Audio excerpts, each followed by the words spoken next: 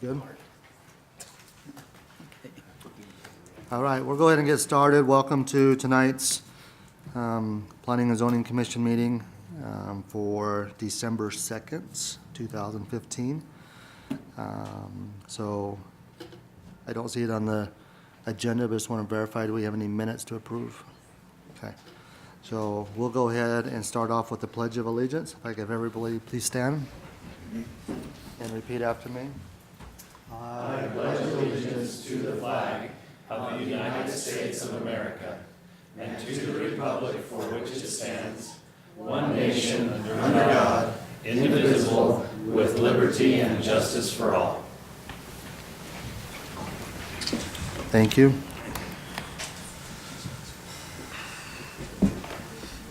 All right, we'd like to excuse Commissioner Nilsson tonight. Jen says he's not able to make it. We will go ahead and proceed with the first item on our agenda tonight, which is the preliminary plat approval. We've already reviewed this, and it's a reapproval. I guess I'll just ask the commission, does anybody want to hear from Dave on this, or any questions? We've already reviewed it on multiple, just to verify. Mr. Anderson, is there any changes to it at all? No. No changes? So basically, the situation on this was just that there's a period of time that goes by where it has to be reapproved, and we've already had the opportunity to review this. Is there any concerns, or would anybody like to make a motion to go ahead and approve the reapproval? Yeah, I'll make a motion that we go ahead and approve the reapproval Okay. for the Ridge, the Spanish Fork. I'll second. We have a motion and we have a second, and we'll go ahead and start with a roll call vote, starting with Tracy. Aye. Aye. Aye. Aye. Aye. Okay, we'll go ahead and move to the. Just before I close that, we don't have to have a public hearing on a reapproval, do we? It's listed as public. Not on the preliminary plat, it's not. Okay, it's just listed as public, so I wanted to double check. No? Okay, so we'll go ahead and move to the next item on the agenda, which is a zone change. This is a public hearing. How we'll go there is we'll hear from the staff. They'll propose that. The commission will ask preliminary questions. At that time, we will open it up for any comments from the public. And so we'll go ahead and turn it over to Mr. Anderson to discuss the Ludlow zone change at this time. I'm going to be pretty brief and let the applicants present some things I know that they have that I think do a good job of describing exactly what it is that they have in mind. The proposal is pretty straightforward. The property that we're talking about, along with other properties adjacent to it, basically all of the properties surrounding the park. So we'll go over to, let's go to GIS first. East side of the park. East side of the park. So you can see that the properties to the east, and most of them to the south of City Park, which is just right across the street, including and surrounding the subject property, which is this parcel here, right on the corner of First East and First South. They're currently zoned R16. The applicants propose to change the zoning of the subject property here from R16 to residential office. Residential office is kind of a unique zone for us. It allows both residential and office uses, whether they be in separate buildings or such that they cohabitate in the same structure. It's allowed in the residential office zone. Staff understands that the applicant would like the zoning changed so as to permit them to adapt the existing residential structure, the home on the property, for some type of non-residential use, likely a professional office use. The applicant has prepared a couple of different site plans to show how they could meet the city's parking requirements for the non-residential use, should the zoning be changed. You have those images in your staff report, so I won't necessarily go into those unless you want to talk about them at all. And in short, yeah, I think this particular question relative to what happens around City Park really is one that very appropriately falls in the lap of the Planning Commission, just in terms of what your vision for that part of the community should be, or rather what your vision is relative to what that part of the community might someday be. From a land use perspective, it's not uncommon for cities to allow residential structures to be converted for some type of non-residential use when the structures have some type of historic value that you're in some way trying to incent somebody to preserve, maybe to enhance, to reinvest in. And from that perspective, relative to this particular structure, it's easy for me to see value in recommending that the change be approved. Also, relative to some of the things that we've talked about in terms of just increasing the level of activity in this, and now I'll speak somewhat broadly, this part of the community, the area surrounding Main Street, downtown, doing different things simply to increase traffic. It seems like this use could easily fall in line with some of the goals that have been developed relative to trying to promote just that more activity in this part of the community. The last thing that I'll mention, just maybe relative to your vision in the future, I do think that it's very easy to expect that over time, if the zoning of this particular property is changed, that likely would happen with other properties that are at least immediately adjacent to the park. And I think it's certainly possible to delineate where it perhaps is and is not appropriate to have non-residential uses. It's not, from a historic perspective, uncommon at all for communities to have been developed with some type of a central town square, public space, something in the middle of the community. And oftentimes those spaces were and are surrounded by non-residential uses. We already have several adjacent to this park. And I think that's really the perspective that the Development Review Committee took as we talked about the proposed change, looking both at value in being able to preserve this structure as somebody invests back into it, and in just longer term promoting more activity in this part of the community. And with that, the DRC recommended that the proposed zone change be approved. Before we ask to speak with the applicant, can you give us the definition of the residential office? Yeah. What distinguishes that from another retail outlet or a business outlet? Is it based on? It's mostly a matter of scale. So the non-residential uses that are allowed in the residential office zone primarily are, for maybe lack of a better way to put it, fairly low impact. And I'll just read the list of permitted uses. That's probably the best way to spell out what you and the neighbors could potentially anticipate having on the subject property.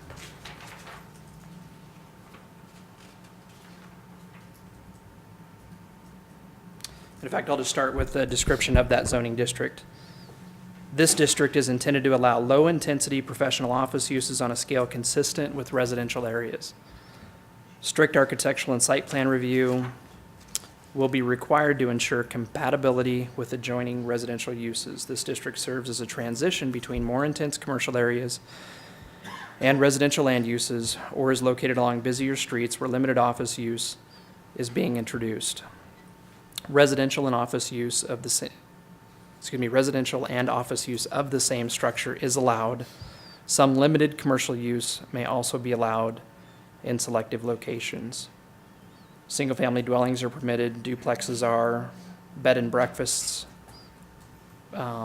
offices, churches, instructional studios, museums, like the one that we have just south and a little bit west of this property, funeral homes. Again, we have one of those in close proximity.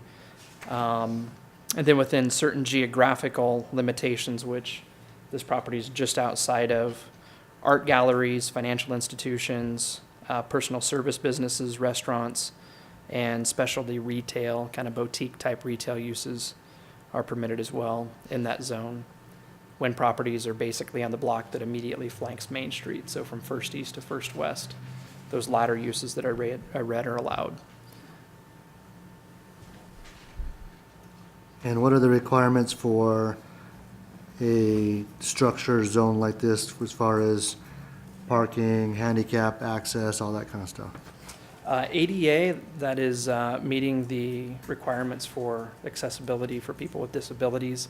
That doesn't change regardless of zone or anything like that. So those requirements would be in place and would have to be met. I know the applicant's working with an architect who's met with our building official to talk about how to make sure that if the building is converted over, it meets those type of access requirements. And the parking requirements, likewise, they're the same in the residential office zone as they would be for any other office project in the city. And they vary just a little bit with use. So if it's, for example, an architect's office, the parking requirement's going to be less than it would be if it's a dentist's office, just based on standards that we have spelled out in the ordinance. Any other questions for staff? You may not be able to answer this, Dave, but if this zone is changed to the R, or to the RO, do you know how that will impact property values of adjacent residential property? I don't. Historically, we haven't seen anything, so we know for sure.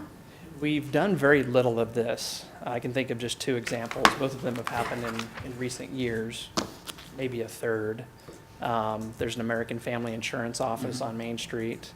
There's an accountant's office that's on First West, Fourth North.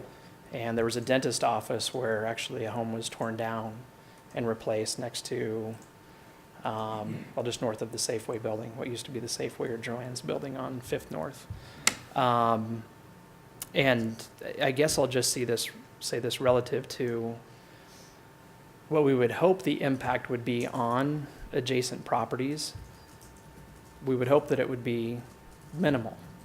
There are requirements relative to buffers that have to be constructed if a use goes from a residential use to a non-residential use and it happens to be next to an existing residential use or even just a property that's zone residential.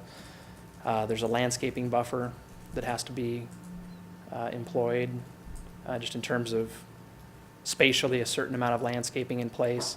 We require a masonry wall. And in this particular case, the uses that are allowed, I think, are limited enough in nature that, particularly with that in mind, I wouldn't expect that there would be a big impact, probably either to enhance somebody's property value or to have a negative impact on it. Now, I'm not an appraiser, and we haven't had any kind of studies done to that effect, but that certainly is the intent.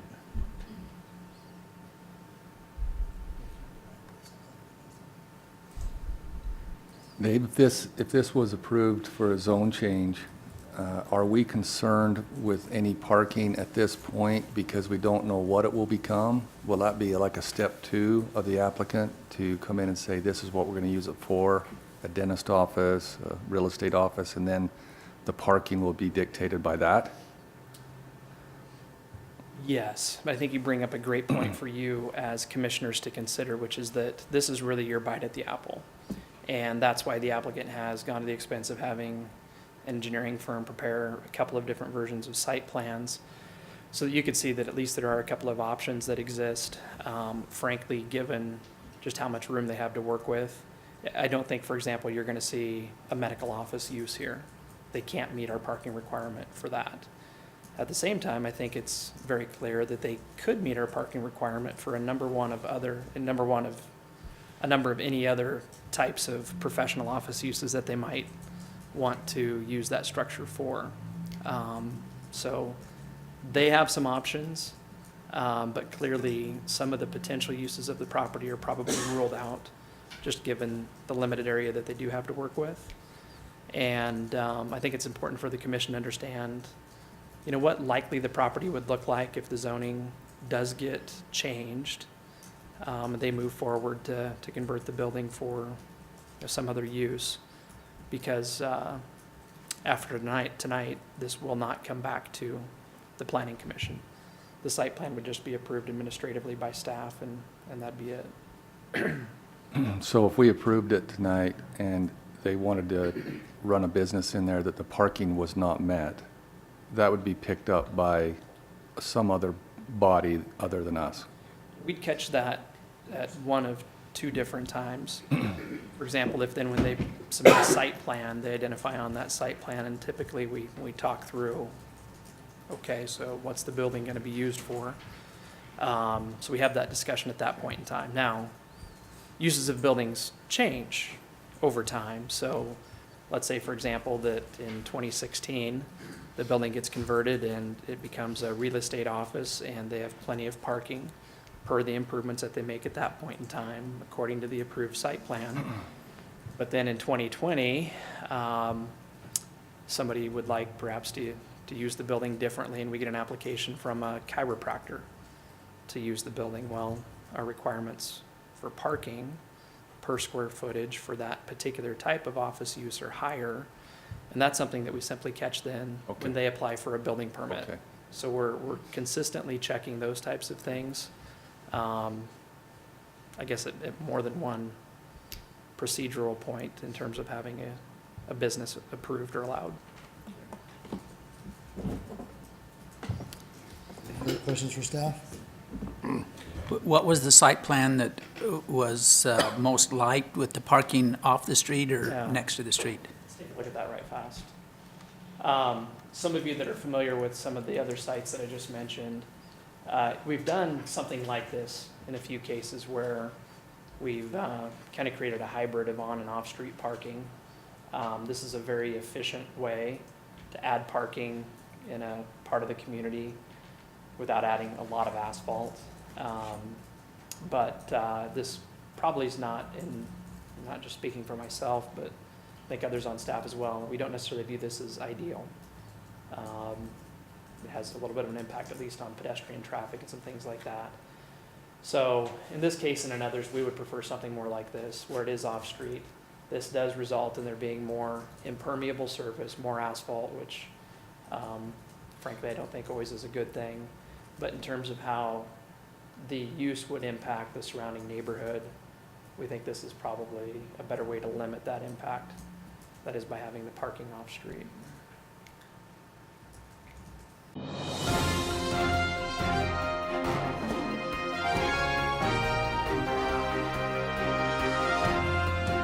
I'd like to invite the applicant to come up and speak to us. Hi. Hello. I'm Tracy Ludlow, and my husband Fred is here with me. This is my architect, Craig Lott. Just a little bit about me. I actually grew up just across the street and down one house. My husband grew up right through the city block right here. So this house actually happened to be right in the middle of where we grew up, and we would all meet in the city park right there and play hide and go seek and football and tag and everything. So growing up here in Spanish Fork, we have a vested interest. You know, we bought this house probably about 10 years ago.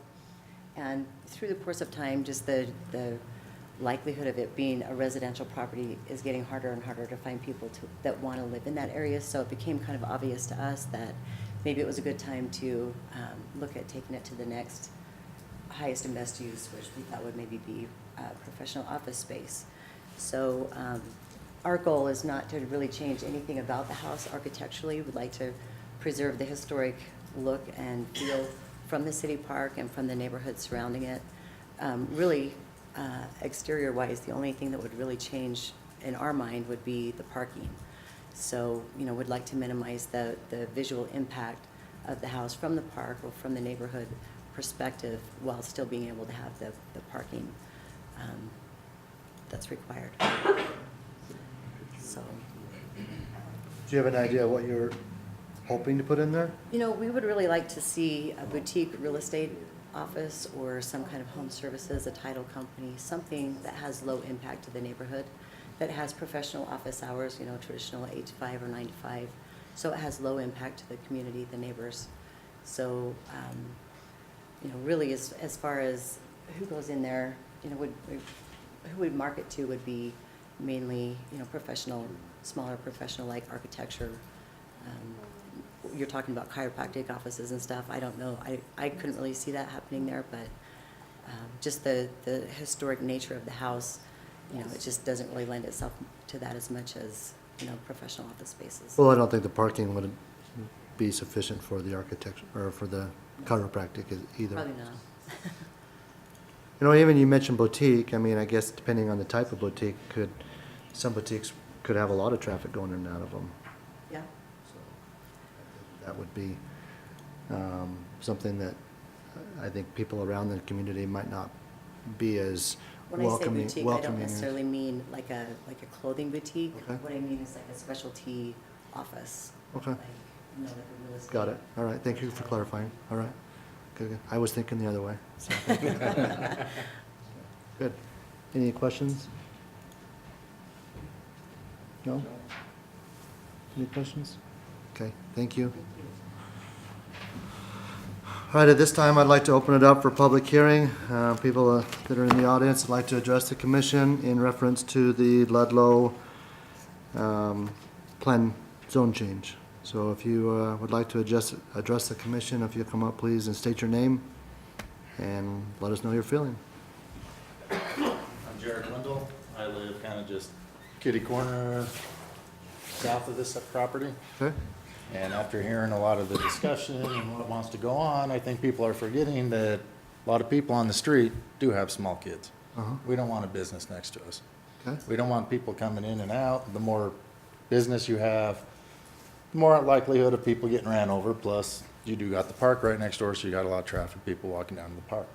I moved here about 2 years ago, just under 2 years. But one of the things that appealed me to this area was the no traffic. I mean, I can sit there on my front porch and I can count 10 cars that drive down that road every day. And that is just perfect, the kind of neighborhood I wanted. And so that's why I moved here. And there is, I think I speak for everybody that lives on the street with small children, that a business is, if you want a business, go down to the business district, go where it's already zoned for one. Right? I wasn't happy to hear that it was turning into a business. I was born and raised up in Alpine, sat and watched all the zoning changes and everything that basically ruined that town. So, came down here hopefully to get away from it, and I would hate to see this place go to the same way that Alpine has. Okay. Thank you Thank you, thank Sam. you for your comments. And plus, if they don't know what's gonna happen with the property taxes, I don't think anybody can approve anything if they don't know what's gonna happen. Because why should we have to pay higher taxes so they can have a business? Okay? Go ahead, sir.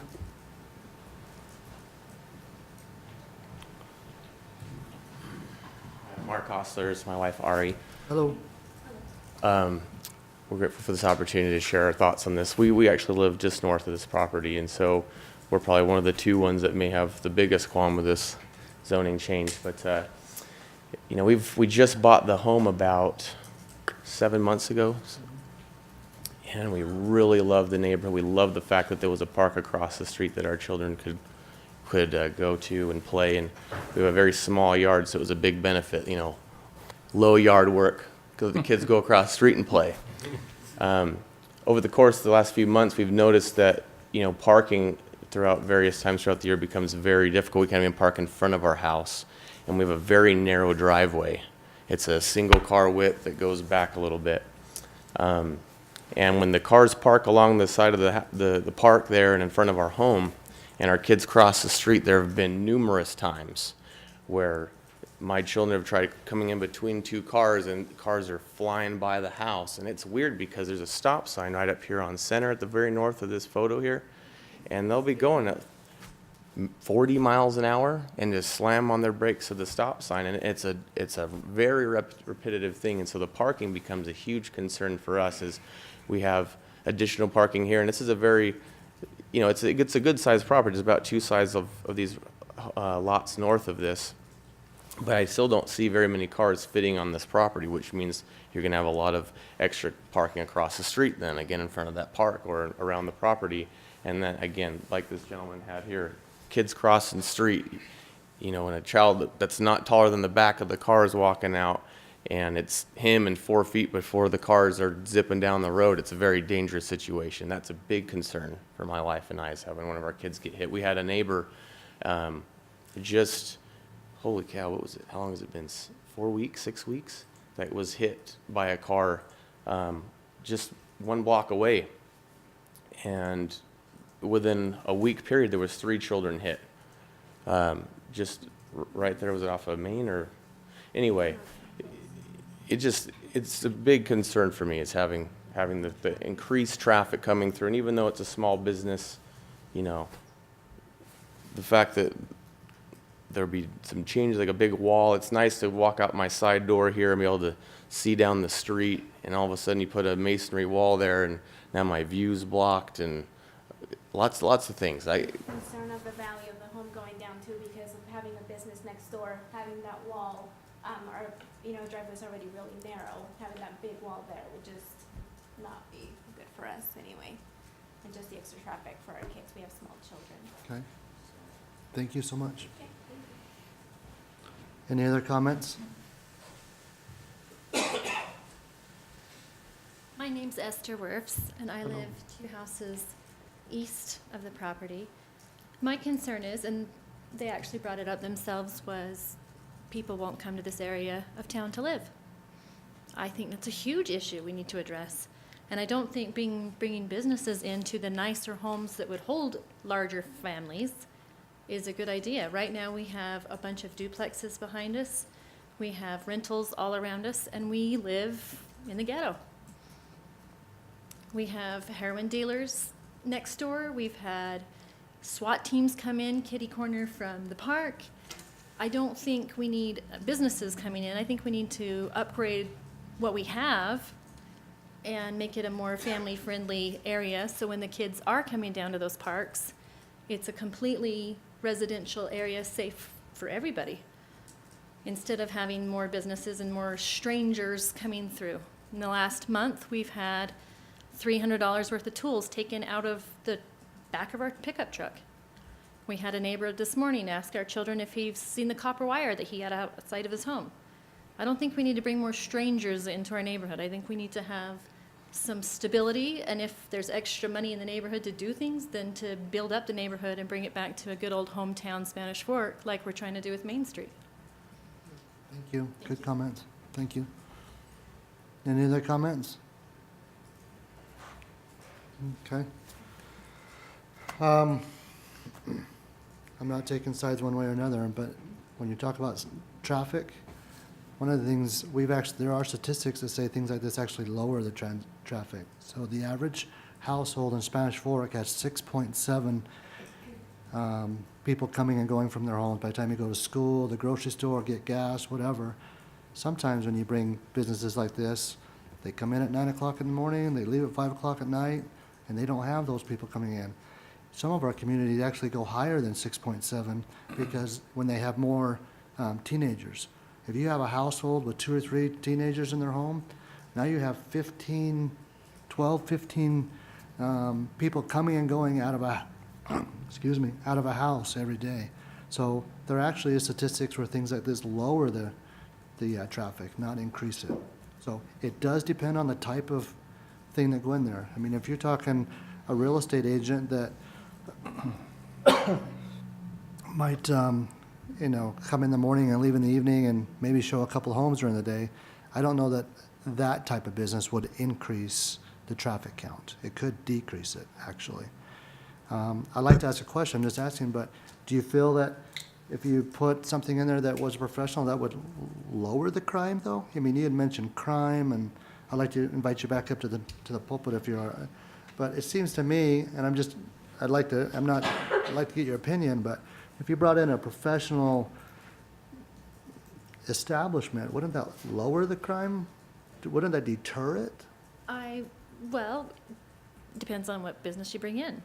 I mean, if you bring in a coffee shop or something like that, no, it's not, because then they're going to all be hanging out with their friends, I don't know. But, another concern is putting up those high retaining walls are they going to see people backing out of driveways? The homes adjacent Can to we it. put the walls up there? Just a double check on that. Doesn't walls have to shorten as they get closer to the sidewalk? So for example, if you had 6 foot in the backyard as it gets close to the sidewalk, they go down to 3 feet? Typically, areas in the front setback of the home have to drop for that site.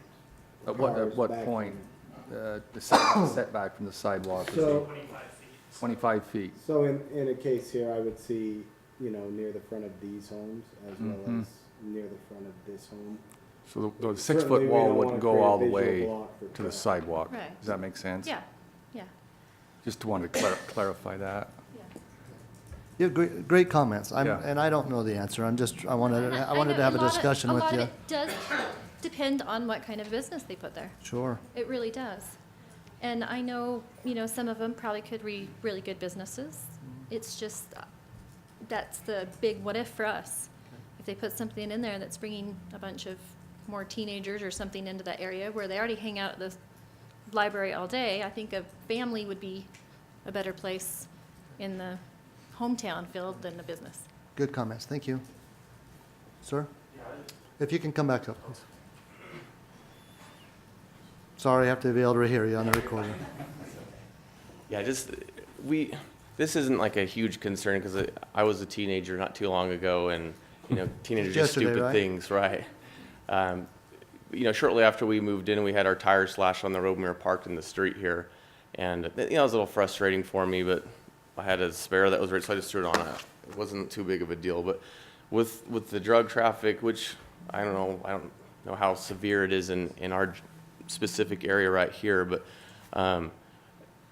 you know, having had lots of friends grow up into those types of things, I know that parking lots are a popular place to hang out and do your ordeals in parks. And we're already here with a park, and there's been numerous times where I've seen very questionable people across the street from my home in the park, where, you know, we've called and made complaints, but they're just hanging out there for hours. Could be the cop's best friend.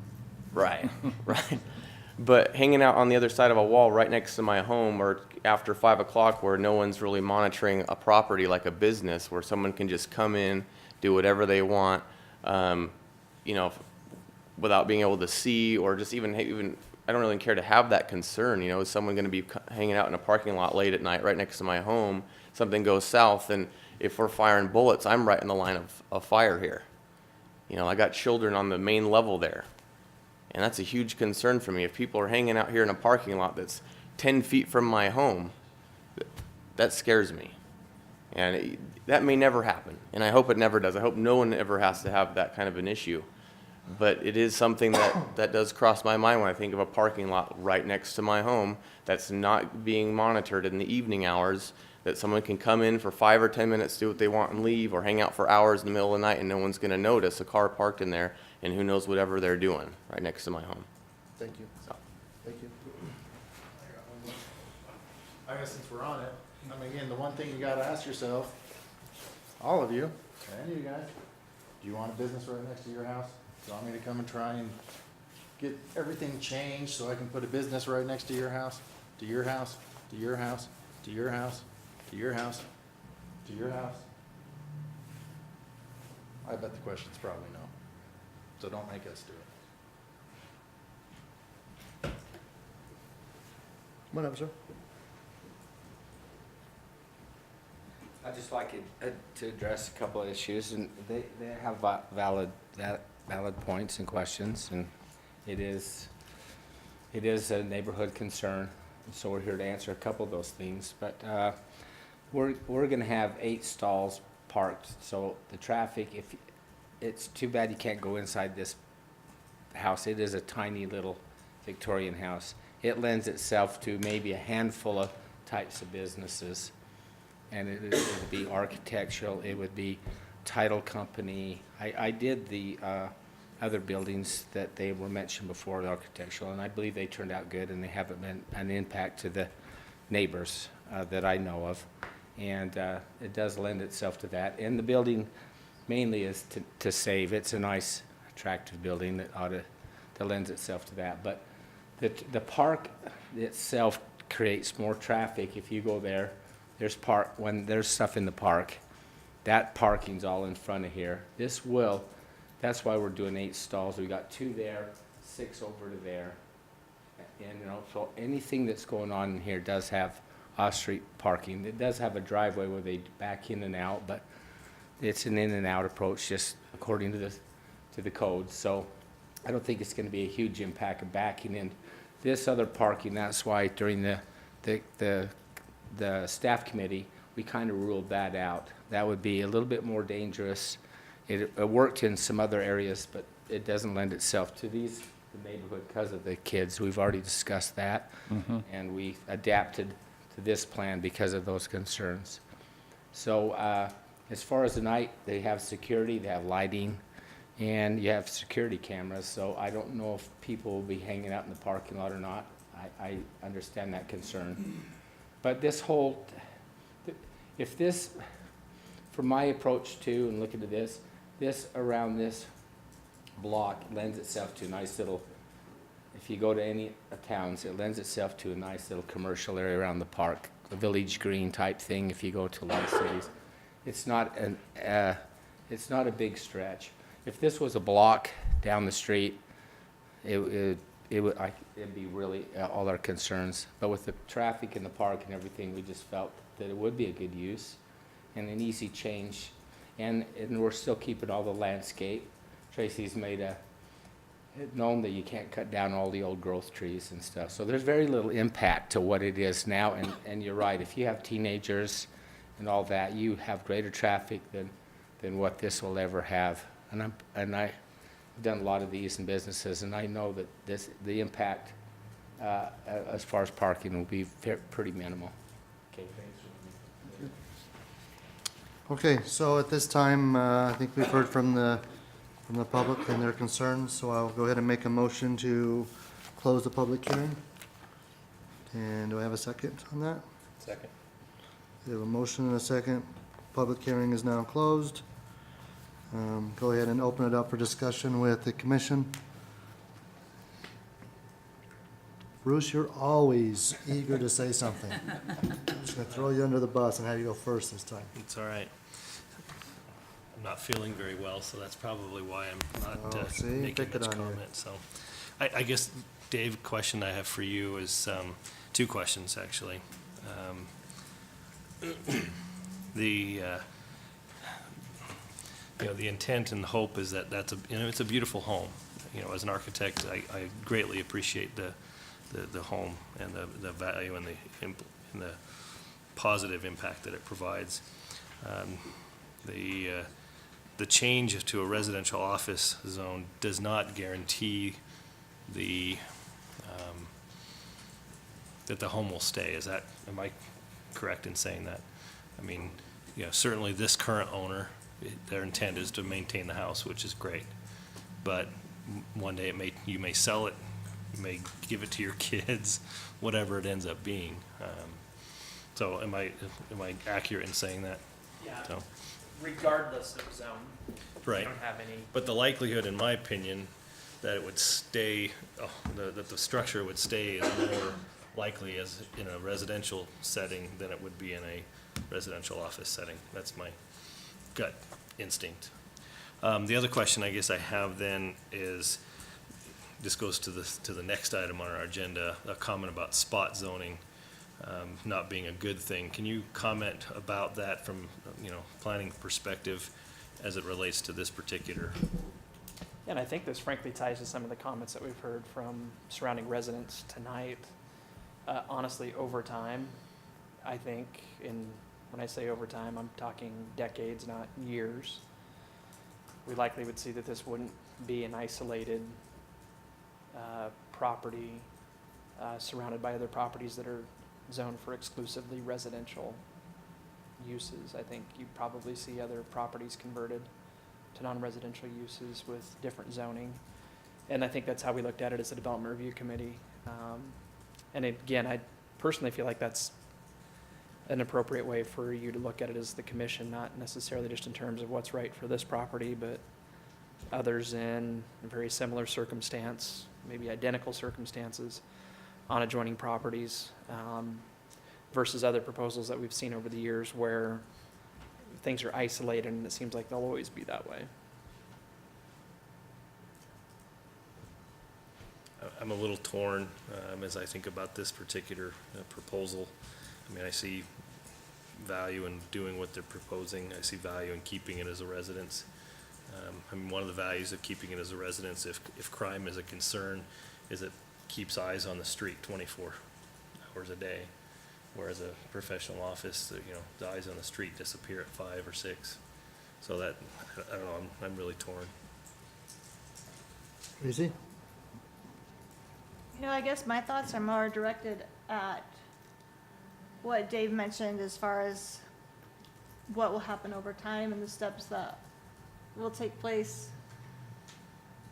As far as just things that we've considered, as far as transitioning areas from downtown to residential and what's appropriate for those spaces and what, I mean, if you do just go to a block in different directions, you come to areas that are, have office space. This proposal isn't that different than what is within close proximity. I mean, just across the street on Center Street is a parking lot with office space. Just around the corner is Berry's. I mean,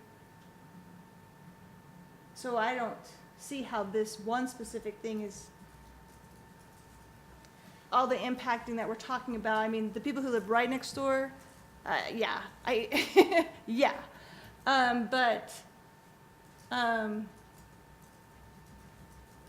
I think it's more of a question of, you know, what do we want to have happen as far as that transitioning between the main street and residents. This is just the first step. This is just what we knew was coming. So, I mean, I don't have an answer, but that's what my thoughts are. Brad? I'm kind of like Tracy on this. Looking at the future, I think it is going to turn to this. You've got the Western States Insurance right there off of Center Street that's been very successful for a lot of years. In fact, right next door to it was Mountain Fuel at one time, where you'd go and pay your gas bill. That was 35 years ago. And across the street from it was the Esplanade Center. And I think this is fairly common in our city and many cities. But a lot of those have been that way for 50 years. Right, and so. So if you buy the house next to it, you know what you're buying. Well, not necessarily. Our business come moving next to you. Not necessarily. The home where on 7th North and Main Street that was recently converted from a home to a insurance business, Tim Shanto Insurance. I live on that same block, so when you say it was impacted, did it impact anybody? It impacted me, and it's not been a negative thing. It's a very nice business. It's an attractive-looking building. The parking was sufficient. I don't know that I've noticed a difference on my street. You know, I get a lot of impact with the Sinclair gas station there. Study done saying what it's going to impact, whether it's going to bring property values up or down, I had, or taxes are going to go up and yeah. down. There's something Hard to say. I'm just, you can do instead of just rolling the dice. We're not rolling the dice, that's why we're having a discussion. I can see some success stories in town, like the Western States Insurance, for example. It's been there a long time, and I don't know that it's been a negative impact on anybody. I can see both sides of this. Done properly, I think it could be an asset to the neighborhood. And so I can see it being a good thing.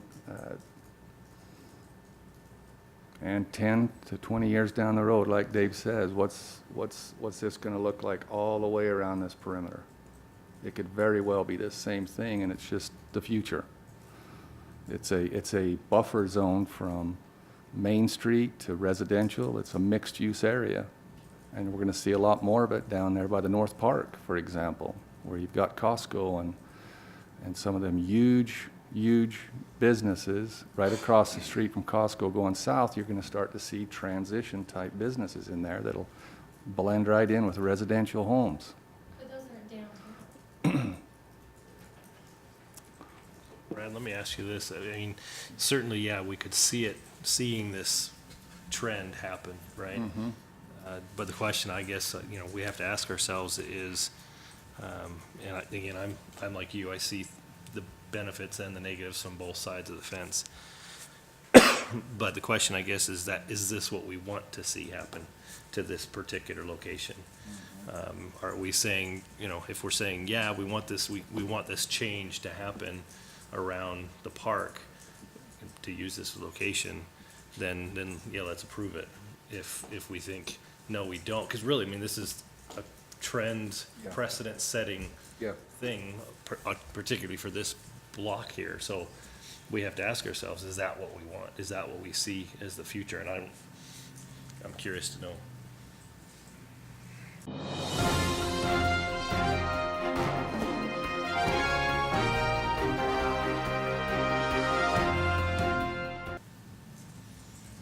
It's a hard, Yeah. that's the hard answer. That's a Right. hard question.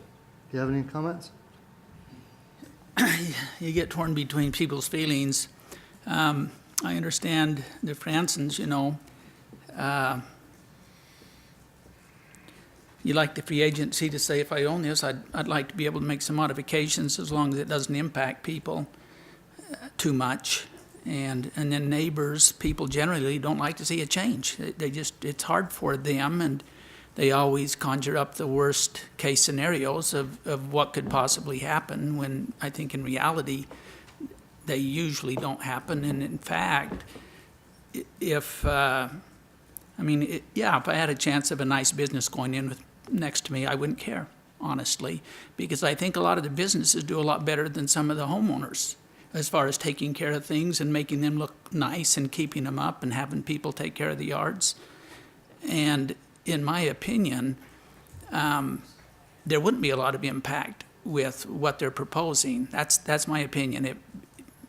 I might be way off on this, but I think that you wouldn't see a great traffic increase, if any. And as far as, people coming and going, I don't know that it would be much more than just residential use. It could be more, but I doubt it would be noticeable to most people in the neighborhood. And so my feeling a little bit right now, I'm kind of seeing the vision that Dave has talked about, where you've got the park. We're always looking for a transition between areas of the city and that are public areas and neighborhoods that are low impact, and yet still, especially if somebody's trying to preserve maybe a historic house or something like that, I don't see that that's what they're proposing is a bad use. That's just my feeling. Can we pull out and see the zoning a little bit further north and south, and just not so close? Tell me when to stop. Well, that's probably closer, maybe a little bit. So you can still see the square. So where are we? Okay, thank you. Right here is property, Center Street is here, Main Street is. And what's the different colors represent? So is that all RO right there? That is. Okay. Yes, The- that the color's gray- RO. The darker browns are Green. R3, and public facilities is the park and city office. So one block off of Main Street is already RO, east and west side of Main Street. Right? It's been that way for quite some time, yeah. So it's not uncommon. I mean, you got all this Yeah. residential here across the street, all the residential here across the street. I'd be more inclined to change the zoning on this whole block. Then your property values would go sky high. Some developer will come in and offer you big money for your house. He's like, no, I'm not interested. It wasn't the game plan when we moved into that home. We were looking long-term for a quiet neighborhood that our kids can grow up in. Well, I don't know if Or it's quite the future, or it's the same thing we were thinking. a block off Center Street and a block across the street from a public park, is that quiet? It's actually quite nice to see the kids swinging on those swings. I mean, I I can hear them from my house, yeah, they need to be oiled, for sure. But you get used to it, it's kind of nice and soothing. I've quite grown fond of the sound of the swings and the kids over there playing. Instead of honking and traffic and, I don't hear any traffic from Main Street. Like I said, down 100 South there, I can count on one hand how many cars go down there during the day. If you don't live there, you don't drive on it, it's that simple. But Saturdays and Sundays, and then this place is packed, You should see it Right. during yesterday. Yeah. but that's an event. I'm just referring to Why an not? average You know day. what? You go into that neighborhood knowing that you don't have parking for that week.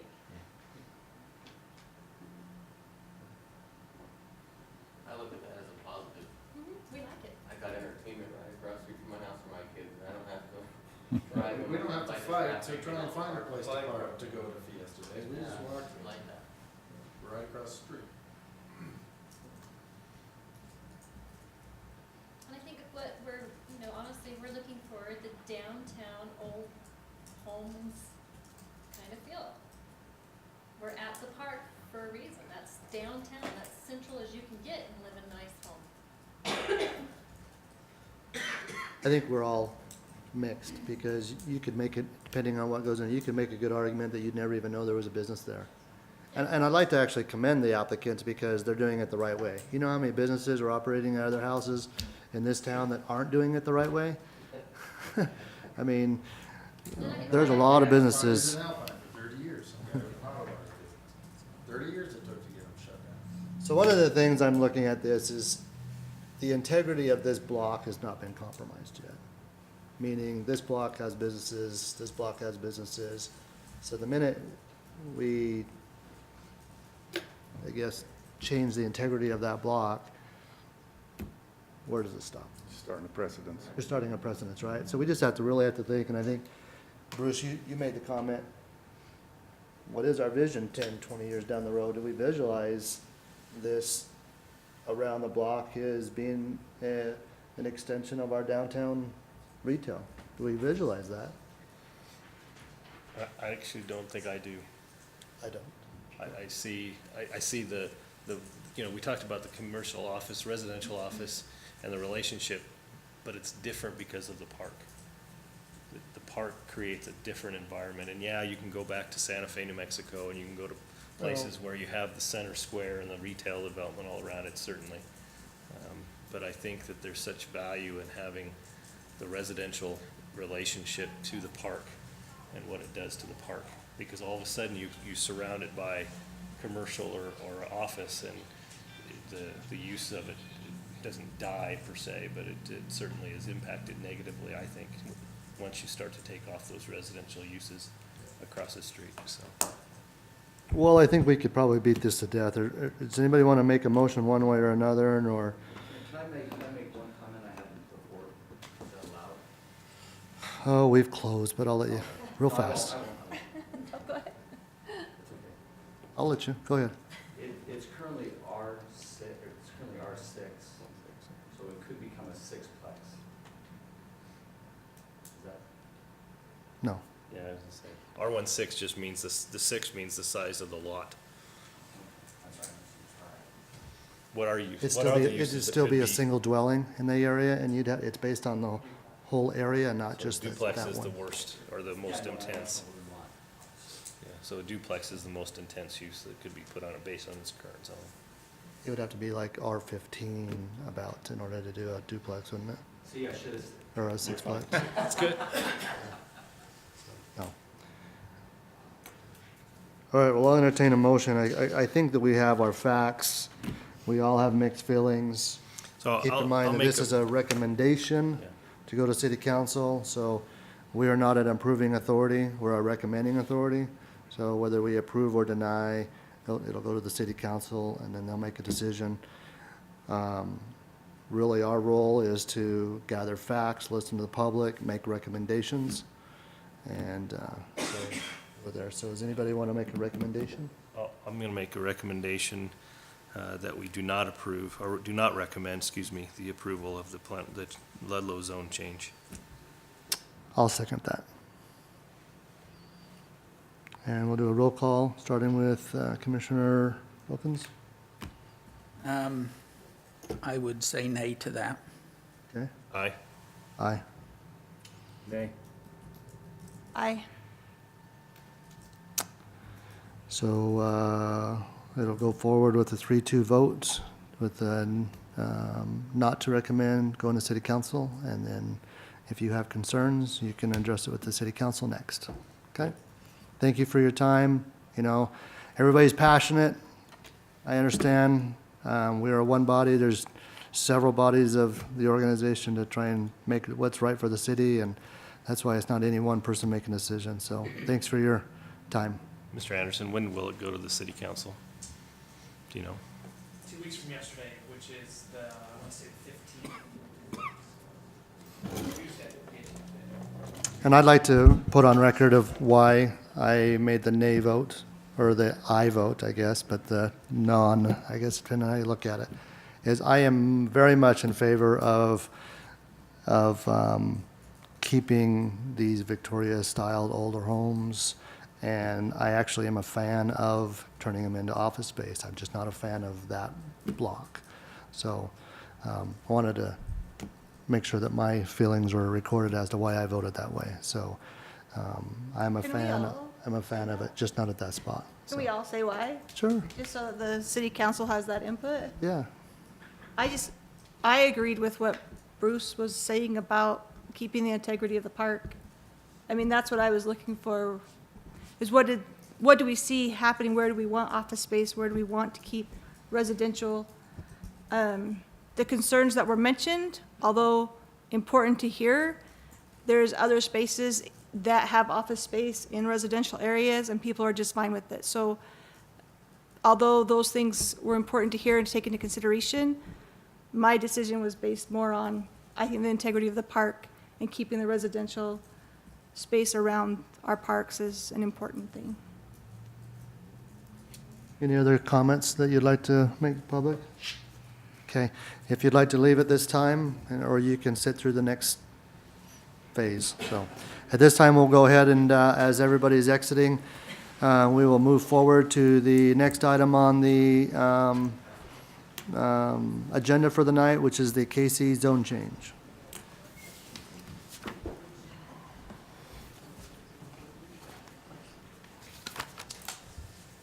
At least in one sense, this proposal is, I think, simple, but at the same time, there's some complexity. But just to start with, the simple part is the property is currently zoned R16, and the applicants proposed to change the zoning to R3.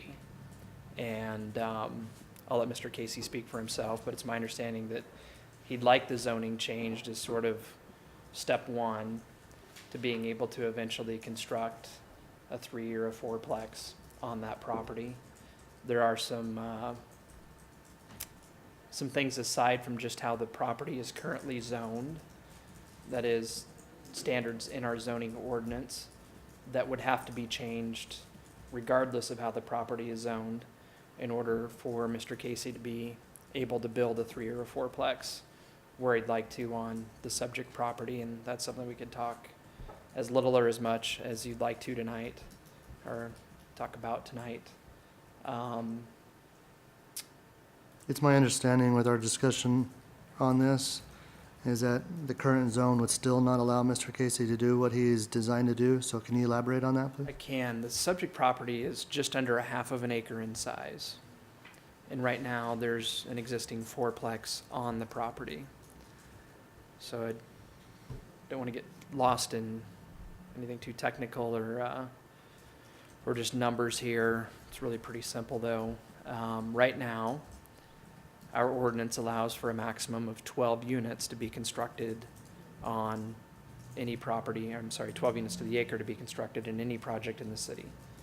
With an infill overlay approved, with property being zoned R3, you can get to 12 units to the acre, though, and that's back to where I think, as I understand it, Mr. Casey's starting here, that R3 zoning proposal. With a property that's less than a half of an acre in size, though, with that 12 unit to the acre ceiling like we have, 5 units per acre, that's not right. get this right.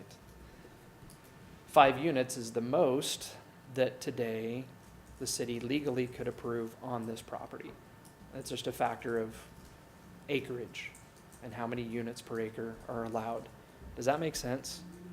So for example, if he had a full half of an acre with a 12 unit to the acre ceiling, he could have 6 units. So that's frankly, as I think we as staff have looked at the proposal, it's probably the biggest concern that we have. I've talked with Mr. Casey for quite a while about the proposal. He's approached I'd rather say maybe what he'd like to do with the property.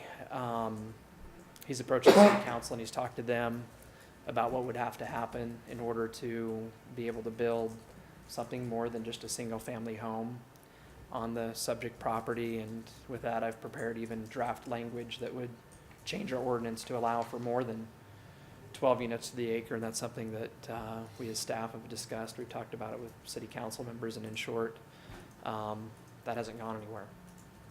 So I really think it's that density issue that's probably the biggest issue relative to what Mr. Casey'd like to do.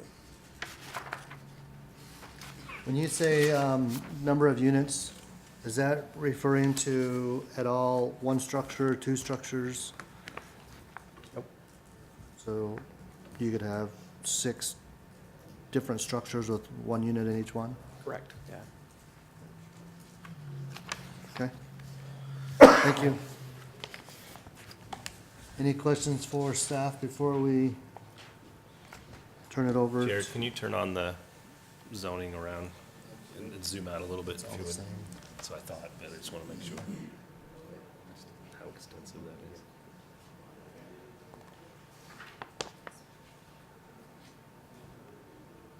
That's good, thanks.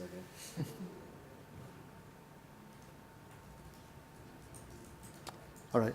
Any questions for staff before we hear from the applicant? No? Okay. Applicant, Mr. Casey, would you like to address us? I would. Thank you for having me here to discuss this situation.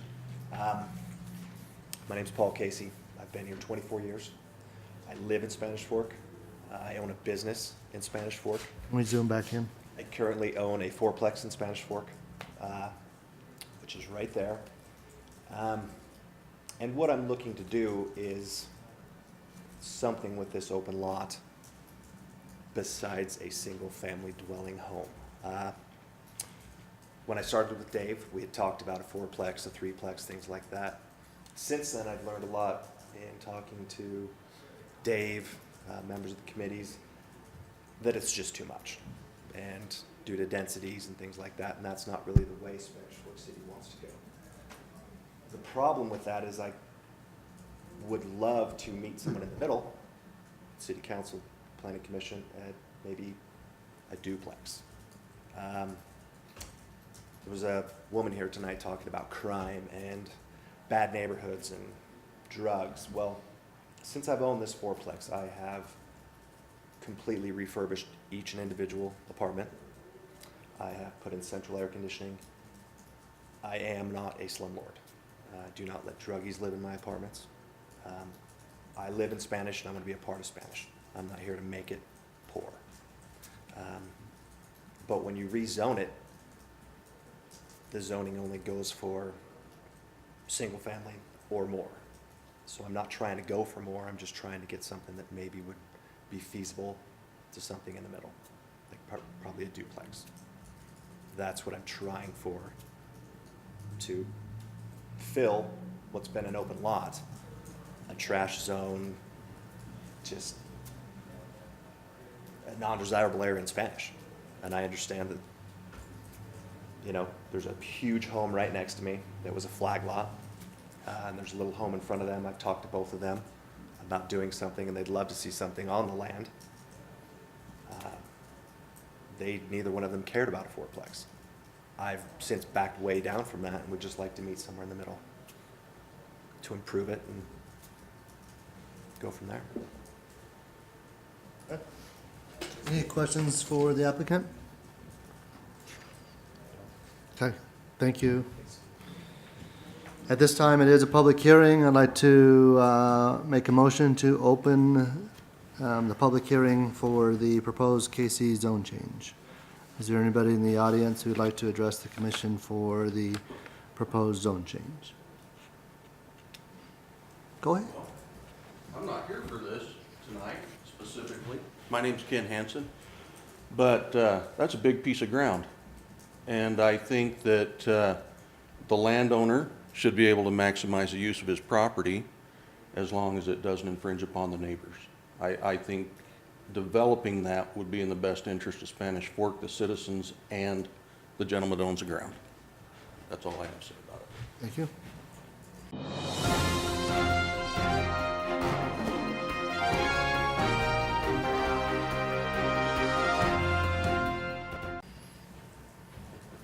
Any other comments from the audience? Okay. At this time, I'd like to make a motion to close the public hearing in reference to the KC zone change. And I'll need a second on that. I'll second it. Second. Okay. And then we've been asked, as members of the committee for ethics reasons, anytime there is a disclaimer. So I will disclaimer that Mr. Casey and I are acquaintances, so people don't. Just putting that out there, okay? So as a professional ethics, I'll make that I'll also announce that we're acquaintances, Paul and I.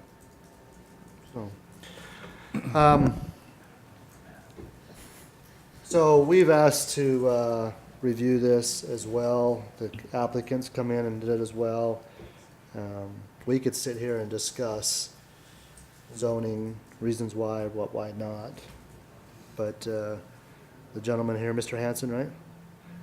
I think he articulated it well, the applicant. So I'll just come right out and say that I'm in favor of it. regardless In of the favor of zoning, what? Of allowing structure to be built on this. What, how big or how many? Well, we can discuss that. I haven't got there yet, so let me Oh, answer that okay. in just a minute. I think we need to work with staff and we need to work with the members of this, what we'd like to recommend. I think we could all recommend that we don't want quarter-acre lots in our city that are just gathering garbage and growing weeds, right?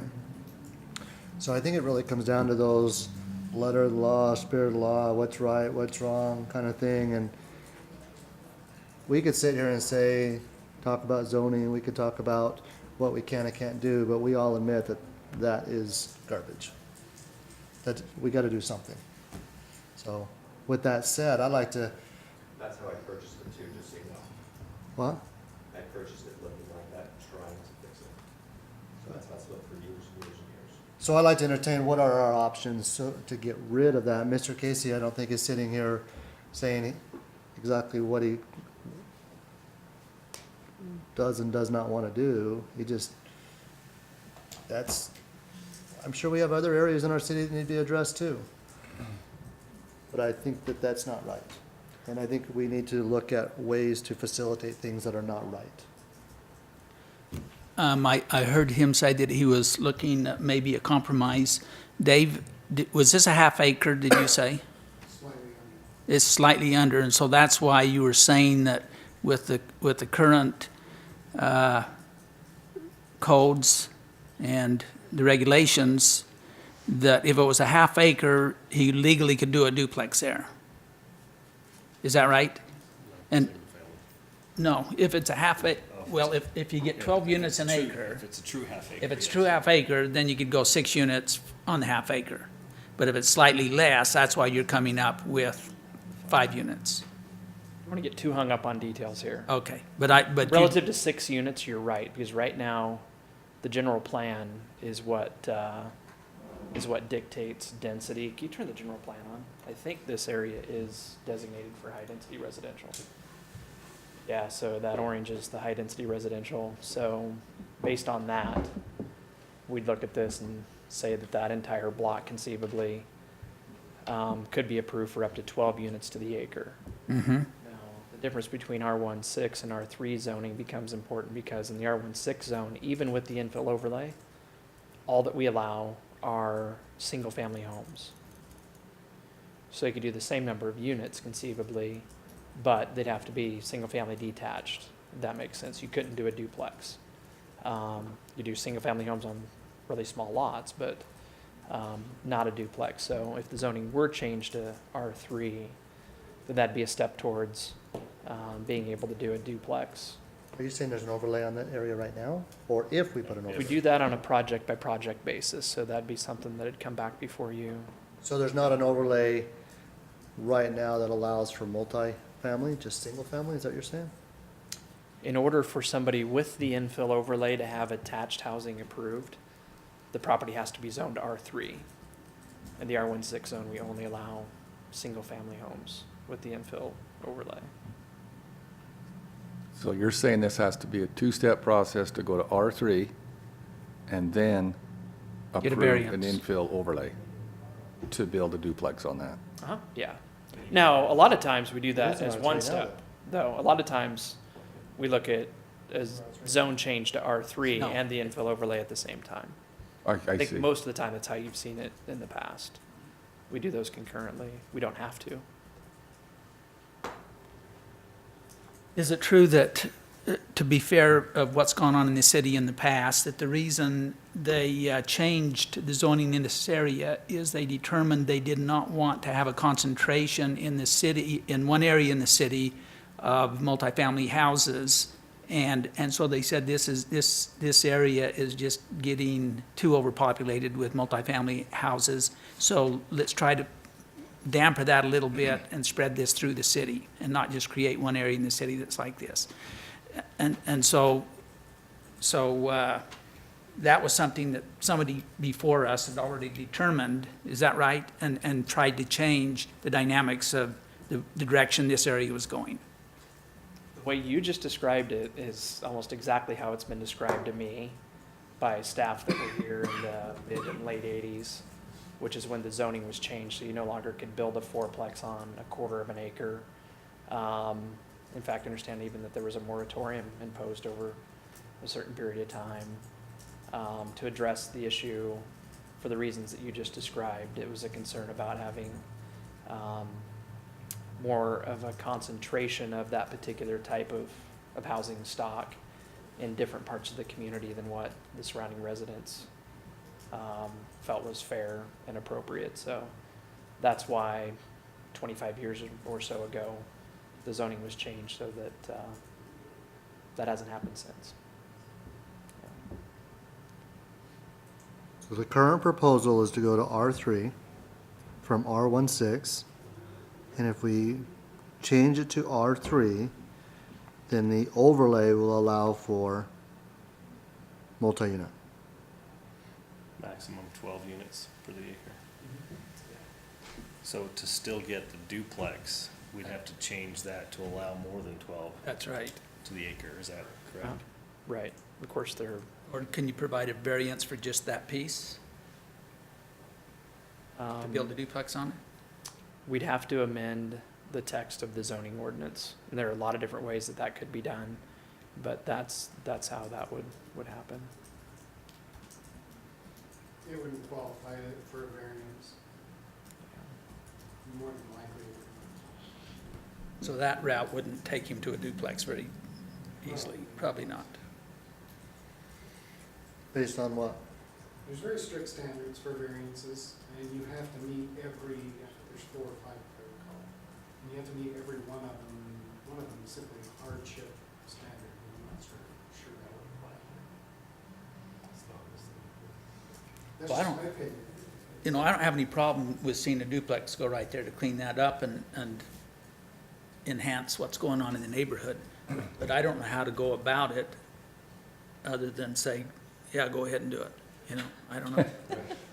So maybe on that, just to throw out a potential map that could be followed. Like I've said, the zoning text has to be changed in order to allow for the density that would get something more than 12 here, and it wouldn't obviously need to change a lot. I'm guessing looking at something more like 13 or 14 units to the acre instead of 12 to get the total of 6 units on this property. And there are a lot of different ways to change the language.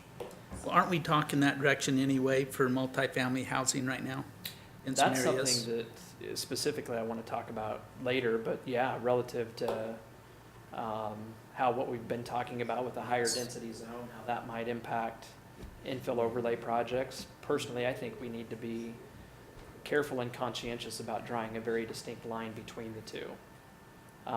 In my mind, what we've been talking about relative to high density housing is, and I think I mentioned this a few times in your meeting in November, that's with really the hope and the goal of facilitating some type of contemporary apartment complex versus simply higher density and infill projects. Now, I think likely for different reasons, we'll probably be talking about making some changes to our infill overlay zone in the next year.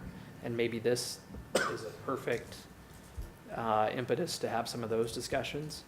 But relative again to that high density residential zone that we've been talking about, I think that's a very different animal, and I'm hoping that we can look at it very distinctly, because I think really from a land use perspective, they're two very different things.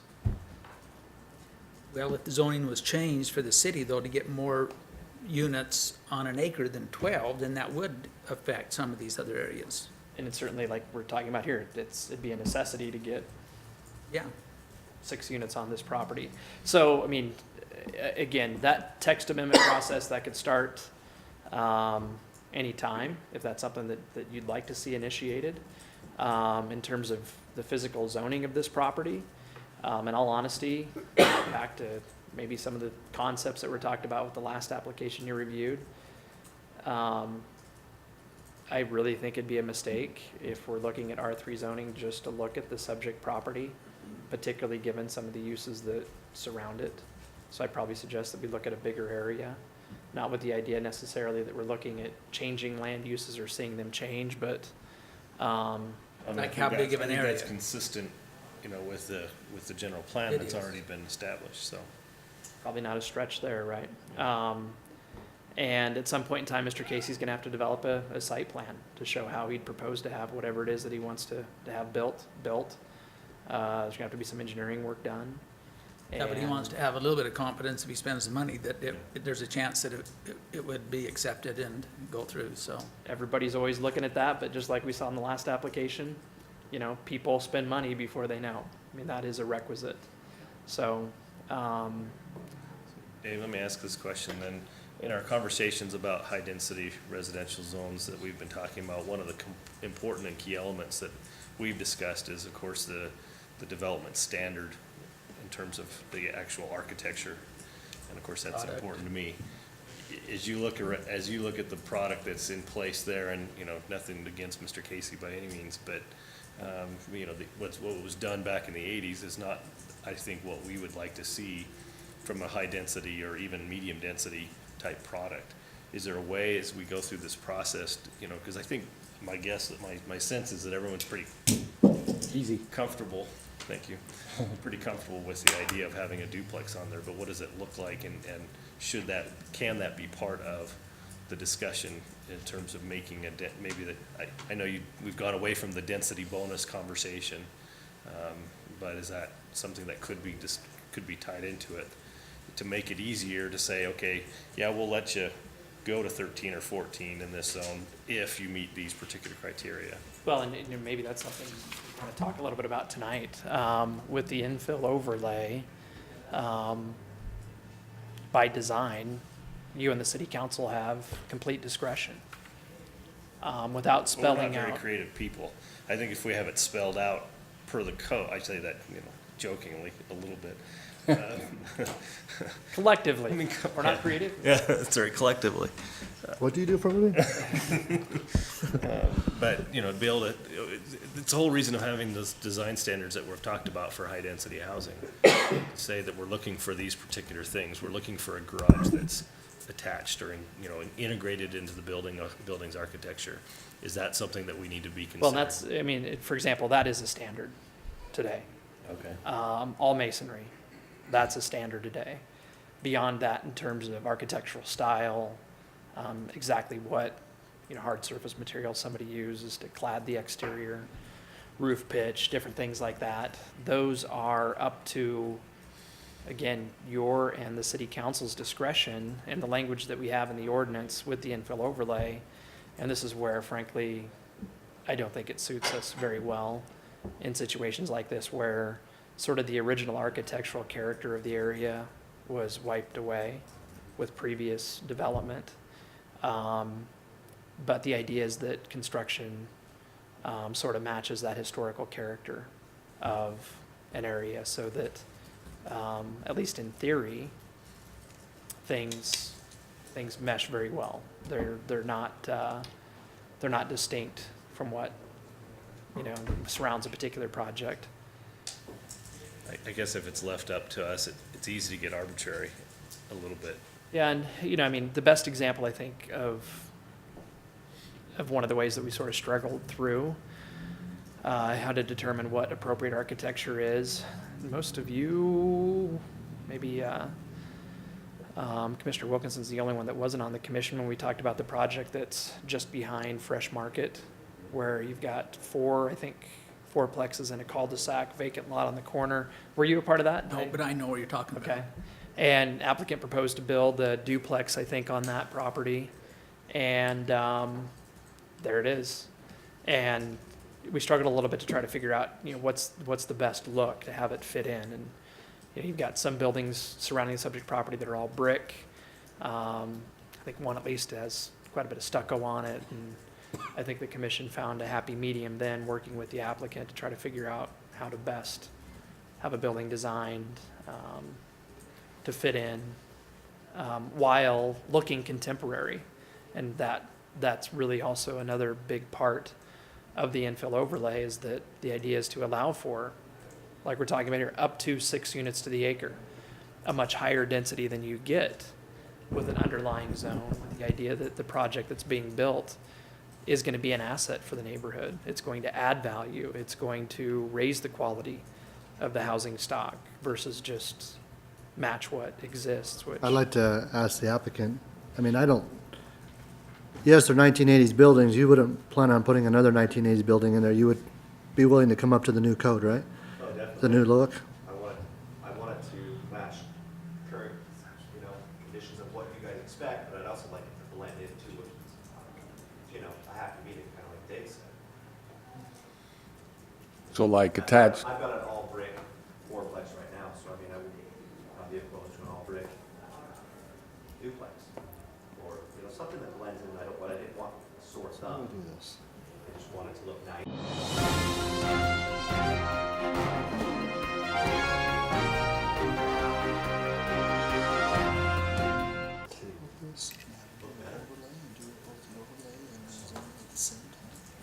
What's the correct zoning language? Because you still have to amend the zoning language.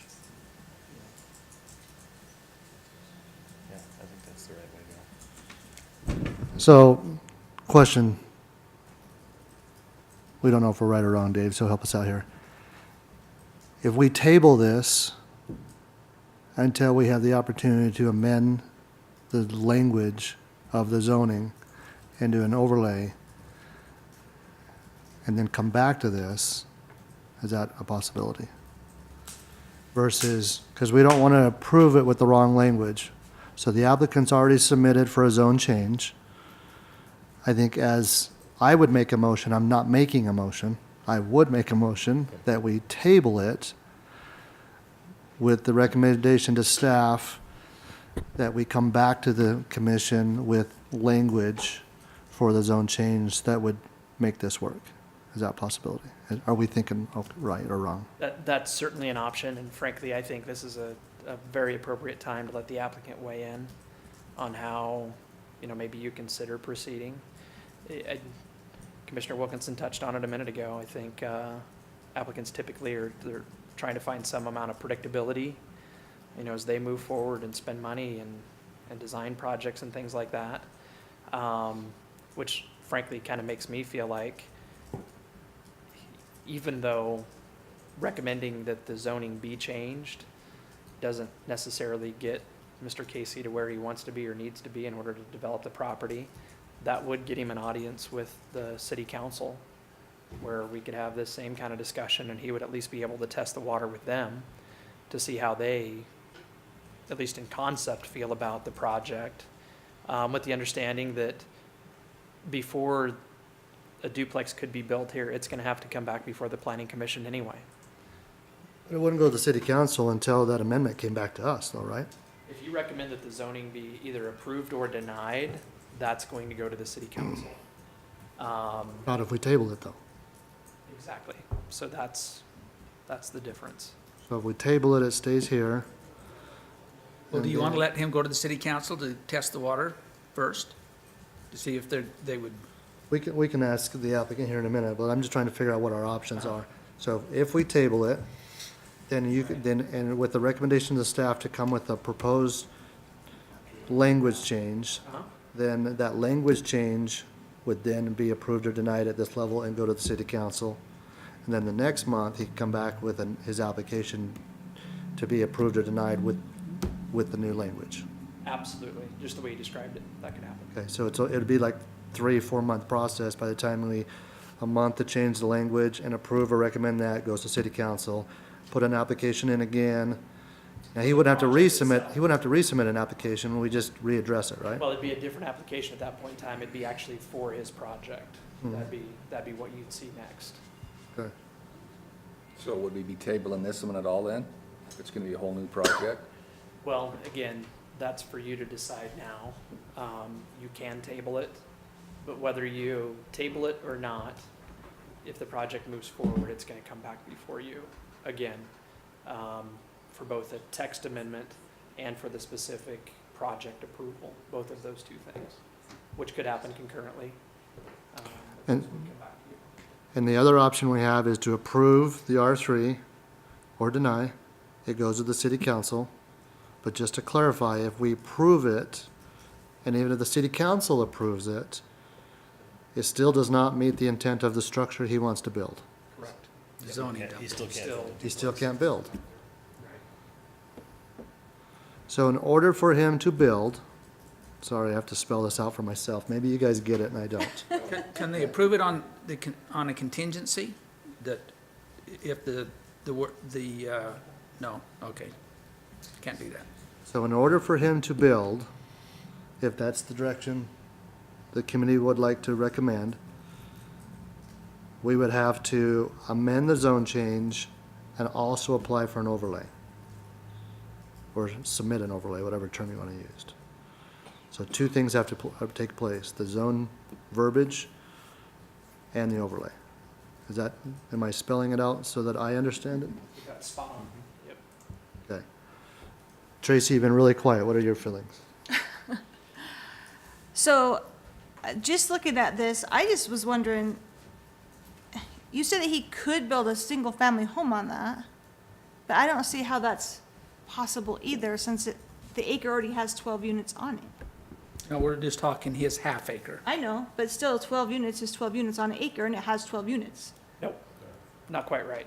Okay. But right now, with 4 units on just under a half of an acre, Right? if we do the math, he's probably at something like So that's why he can add one. 9 units to But the he acre. And can't if he add- added 1, he'd be 11 or so units to the acre, and that's why he could add 1, but not 2. But not If that 2. makes sense.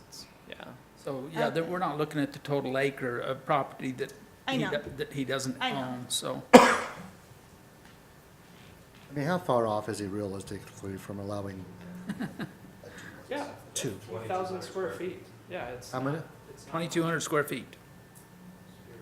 Well, maybe people next door will just sell you that much.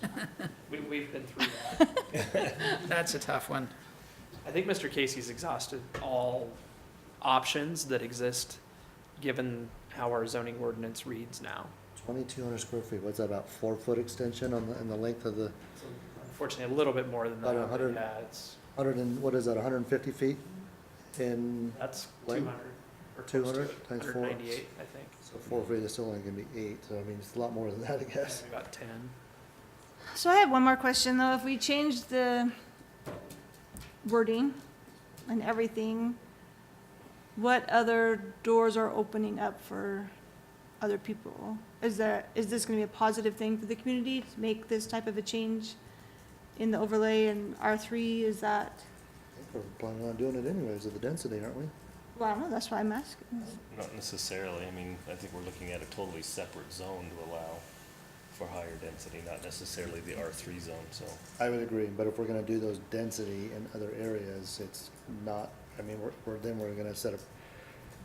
So basically, my thought is if we're 2 years down the road and we change this density, then we've set a precedent somewhere else, and then this would be a lot easier to say, okay, we're doing it here, we can do it here. But because this is first, now we haven't set a precedence. So, I mean, it's almost like if we redo this density to allow high-density homes, it's almost like then it'd be a little easier. I don't know, because we've already done it. Well, just relative to your question, it really depends on how the change gets made. And like with most things, you guys know, I often talk about how we can make the littlest change that we possibly have to make in order to accommodate something that you feel is a good idea, and that's what I'd suggest we do here. So if Mr. Casey needs 13 units to the acre, and in fact, I've got language written now that basically gets to the point to where you're going from allowing 12 units to the acre to 13, which from my perspective, probably is not going to open a lot of doors that are currently closed.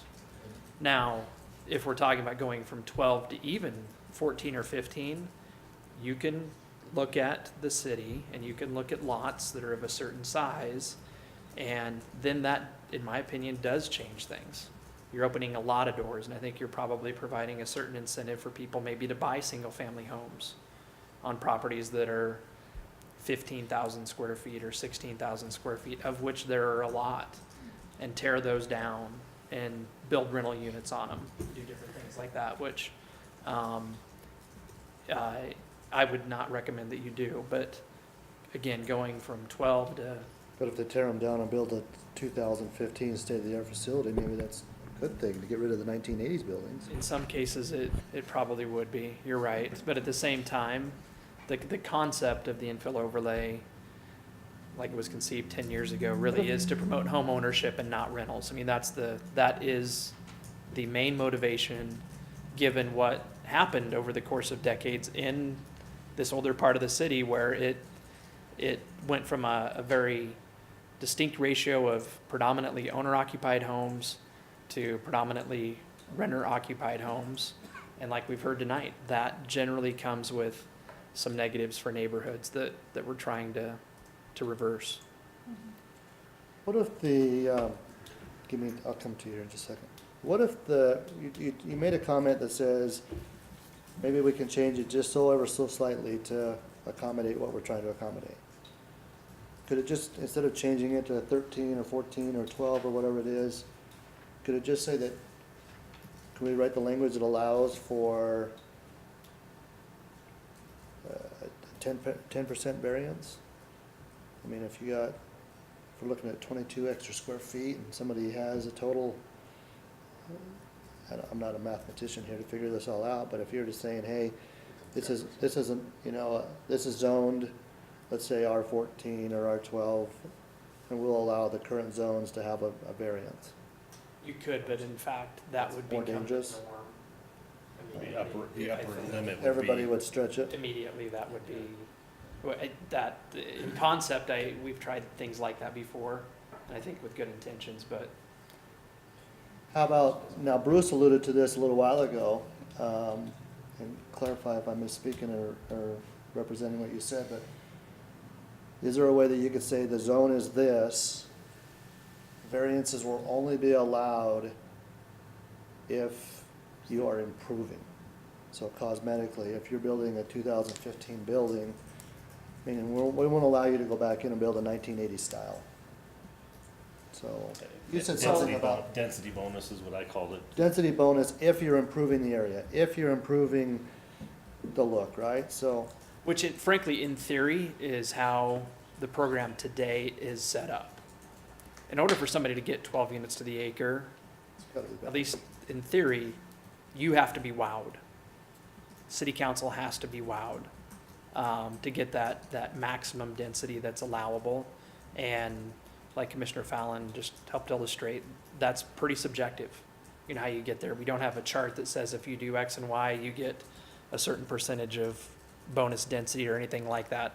Instead, it's just you looking at the project and among other things, deciding if you feel like the density for that particular property is appropriate. So I think you have that discretion now, as does the city council, and it's designed in such a way that any decision that the city council makes legally is bulletproof. And that's not by accident, that it's been set up that way. Mr. Hanson, you had a question? I did just have one. So come back up. Sure. If this were my piece of property, I would present it this way. I'd say that I've got just about a half an acre piece of property. I'd like to deed that other piece off, a quarter acre. It's going to short this, but maybe it could be grandfathered in. Then I could have my quarter acre developable and we don't have to go through all this. Is that possible? I didn't follow. If it were owned by two separate entities? Because what Commissioner Tagg presented here is we got 4, 8, 12 on 1 acre, but this half acre's been subdivided off. So now he's got a limitation. So if we took and subdivided that and owned that by a different entity, which is probably smart anyway, maybe I could get a quarter acre, I'd give an easement for that road, and I'd eliminate the whole conflict, other than this structure here would be short 2,200 square feet of a quarter acre. That's just my opinion. For a variety of reasons, that doesn't work. Okay. Interesting concept. It gets tried, and cities deal with that kind of thing. Help me out here, Dave. We had a developer come in and propose a development. It was a commercial, it was a mixed use up on Highway 6 in a triangular piece of property where it would have a store in the front and some commercial use. Then he had high density in the back. How many was he proposing an acre there? They'd like 18. Okay, so if that development was to pass, that means the wording would have to change in the city that we allowed 18 units per acre. Correct. Well, wouldn't that same 18 units per acre influence this piece of property? If this property were zoned that way, yes. But for example, with that particular zoning district, I think you're going to see a minimum project size of 5 or 10 acres. Well, at least you're saying, How at least the draft is currently. but you're written. saying the maximum we can do in the city is 12. And if the wording changed, wouldn't it change across the board for what your maximum any place would be, or no? That's a great question. Back to the idea that I suggest we make the smallest change that we might need to make. I think we just change that to the infill overlay zone, to the section of the infill overlay zone that talks about density. So it would only apply to infill overlay projects. For everything else, the density. So would they had to remain. have a certain amount of acreage and all of this stuff in order for them to qualify. In that respect, the okay. impact would be somewhat limited as well. And on that, I am certainly open to any other thoughts or suggestions that anybody might have about how to proceed. But like I mentioned, Mr. Case and I have talked about this for long enough that I've put some thought into it before. So far, the ideas that I've floated have gotten shot down pretty quickly. But if this is something you want to do, frankly, I think I'm ready to make a recommendation as to how that happened from a language perspective in the ordinance.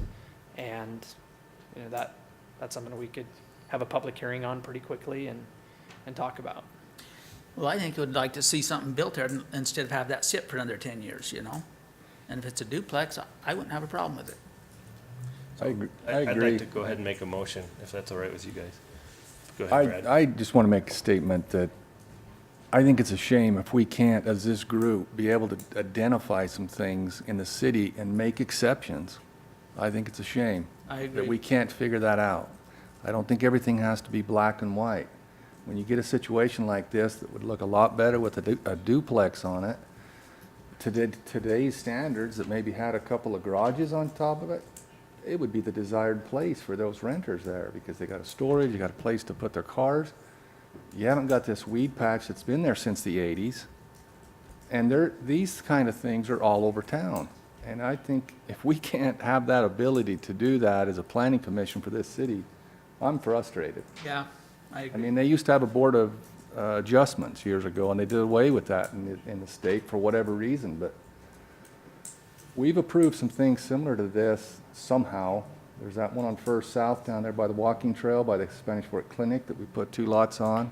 We had that care center recently that we allowed them to do that addition with marginal parking, and I think there's exception to the rules that we need to improve the city on. And that's my philosophy, that's my feelings. I think we leave it up to the city to figure out how to do it. If it's getting creative, like you just said, let's figure out a way to do it, because that is a positive thing for the city. A fourplex is not a positive thing for the city, but a duplex done right, a little bit of lawn around it, driveway going into a garage, that's a positive thing. And if we can't make that happen, darn it.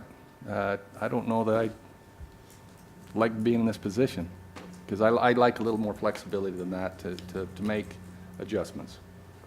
I feel like I need to maybe just comment on the idea of exceptions and the concept of flexibility.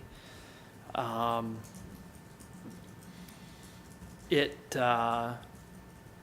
maybe I'll just describe my thoughts this way, which is how some of the best legal minds in the Western United States have described a way to look at issues of, in one particular case, your ordinance doesn't allow something that you think makes sense. And we're not the only community that runs up against that from time to time. But in short, we've been counseled simply to look at those cases by way of, hey, if indeed it makes sense for that property, then it ought to make sense for similar properties with similar circumstances elsewhere in the community. That being the case, simply change the ordinance. So we're not using language like exceptions, which sometimes then in certain people's minds translates into special treatment, favors, different things like that we as the city absolutely cannot be a part of. We have to look at things in as black and white of a way as we can. And that's why we don't want words like special exception in the ordinance. You've sat on the Board of Adjustment, right? Mm-hmm. So you know that for a long time, in Spanish Fork and in other communities, that concept was readily found in zoning codes. The idea that you'd apply for some type of relief from a particular zoning standard if it just didn't work. And those things got heard case by case. And largely because of litigation, those things have disappeared from zoning codes, not just in Utah, but all over the place. But that doesn't mean that when you see something that you think makes sense, we can still do it. But we just have to do it in a different way. And again, it would impact similar properties and similar circumstances elsewhere. Sometimes that's a bad thing. Typically, I would think it wouldn't be, though. You know, Right. what's good in one situation should be good in another. Right. So, enough soapbox maybe, but I've been counseled on that issue so many times that I know where There's a we're at. liability issue there if people see favoritism. Right. So, yeah. So, Mr. Casey, do you have any other comments that you want to make before we kind of move forward with any of this? My question is, Why don't you come forward again, sorry. We know how much people like to be in the front of the things. my question is, if the zone is changed, how big of an area does that affect? Entire city. Whole city? So I mean, everything? not really, but I mean. If the it- wording changes. yeah. So every allow this. R1 has to go to an R3? No. So if this changes to an R3, it picks that the text requirement, the text change that would be required to the R3 zone would affect any property that's zoned R3 in the city. Right, but if it's already zoned R3, If it's already zoned R3, right? And again- it's already acceptable to what I'm proposing. Right. So if this area that I'm proposing to be changed, how big of an area is it? Right now, it's just your property, I think. So, But the current R3 won't allow you to do what you're wanting to do. So what we're saying is that we'd have to change the language, which would Right. affect the whole city and not just your property. Which I understand. I just wanted to see how big of an area was gonna. I mean, 'Cause the everything the that's- likelihood, again, if you go back, we looked at the general plan, which is kind of our vision for the future. You know, that general plan shows all that orange area that, in likelihood, if somebody came to us like you have today and said, we want to change this to an R3, we look at that and say, okay, it aligns with our future vision for it, and so it gives us another reason to say, go ahead with that zone change, so. Perfect. I have no questions. Thank you. I'd like to go ahead and make a motion that we recommend approval of the zone change to an R3 zone on the Casey zone change, and in the process, direct staff to, go ahead and proceed with the language change to the zoning text, but include in that, again, this continued conversation we've had about multifamily housing standards architecturally, that, do we need to revamp that for this infill overlays? Because that's really what it is. It's not the R3 zone that needs to change. It's the infill overlay zone language that needs to change, correct? That's the best way to do it. Yeah. So, Kim, did you get all that? I think so. Okay, so basically asking staff to review the language for the infill overlay to change the zoning density that would allow a duplex to be built. And also consider what the architectural design standards are for the infill overlay zone, and if we want to make any modification to that based on our conversations that we've had on the multifamily housing, higher density standards. So just to clarify, your recommendation is approval with direction to make those modifications, but is it contingent on those modifications? No, the R3 zone can be, or we can change it to the R3 zone, but for him to be able to do what he wants to do, it's contingent on those changes, yes. But in terms of my motion, no. Does that make sense? So if we approve the R3, He still can't do anything until we change the language in the infill overlay.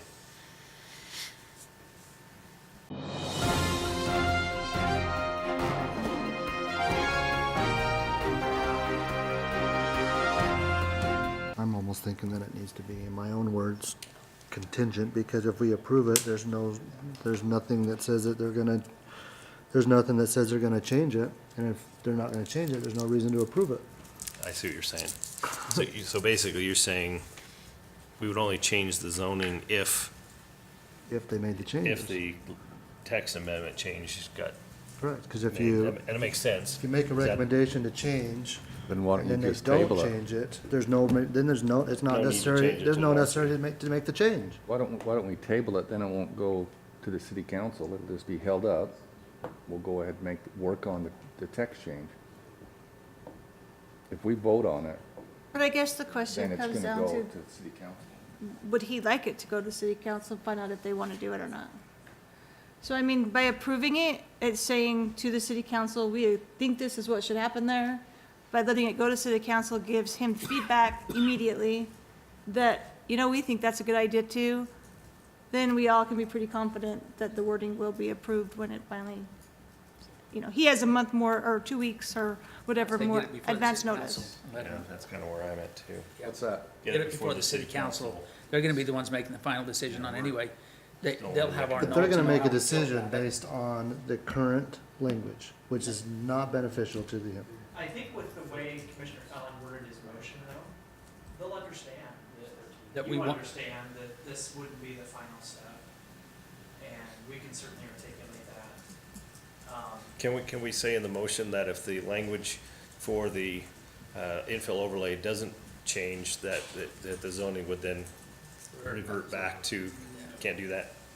Okay. Well, and honestly, I don't know what's best. I really don't. But frankly, Well, if it's good for this I- property, it'd be good for all properties, so it wouldn't matter if I were in the applicant's shoes, and I'm not, so I don't want to speak for Mr. Casey, I'd want to go before the city council simply because by chance, if they say, no way, Yeah. then he hasn't done any of the things that are gonna cost some money for him to get to the next step that we're talking about with the site plan and some different things like that.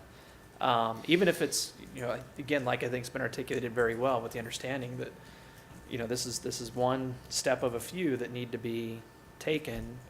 I'd want that audience just to get their feedback from my perspective as staff. I'd like to know what they're thinking. But it wouldn't cost him more money, though, if we did the zone, or did the the text amendment. That wouldn't, but for him to But- prepare a project plan, it will. If So they I have, thought- if they're feeling completely different than we are about this, even though we're convinced that this is the best thing to do and they're not, it won't matter what we change. It still won't pass by them. I still think it's based on the amendment, though, the text amendment, in my feelings. Well, whether they Because it- approve it or not is going to be how they feel about this. I agree, but they're making improvement based on the current language or the proposed change language? Well, I know, but it's going to be nice up front to know what their feelings are at the onset. Because if it's approved in my eyes with the amendment, text amendment, if I'm the applicant, which I'm not, then I'm pretty confident, or not pretty confident, but I'm more willing to spend that money because I already had the text change, right? If the text change is not there, Well, the then city you're council spending can that say money. no, even if everything else is in line, can't they? Okay, well, I'll shut up. Tracy, do you feel, what's your feeling? Because we have, There's a motion. I was gonna, I'm getting there. So, I would second that. you would second that? So that's what I'm trying to get an idea, is if we need to go to the next level or make another motion. So are we willing to, You have to vote on Second. the motion one way or the other. I agree. And then if it fails, then we amend it. So that's what I'm trying to get at, because I know there was one other time about a year ago where we voted on things and there was people that felt that they weren't ready to vote.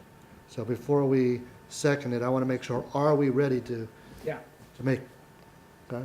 So we have a motion by Commissioner Fallon. Do we have a second? I'll second the motion. Okay, we have a second. And let's go ahead and do a roll call vote with, Aye. Aye.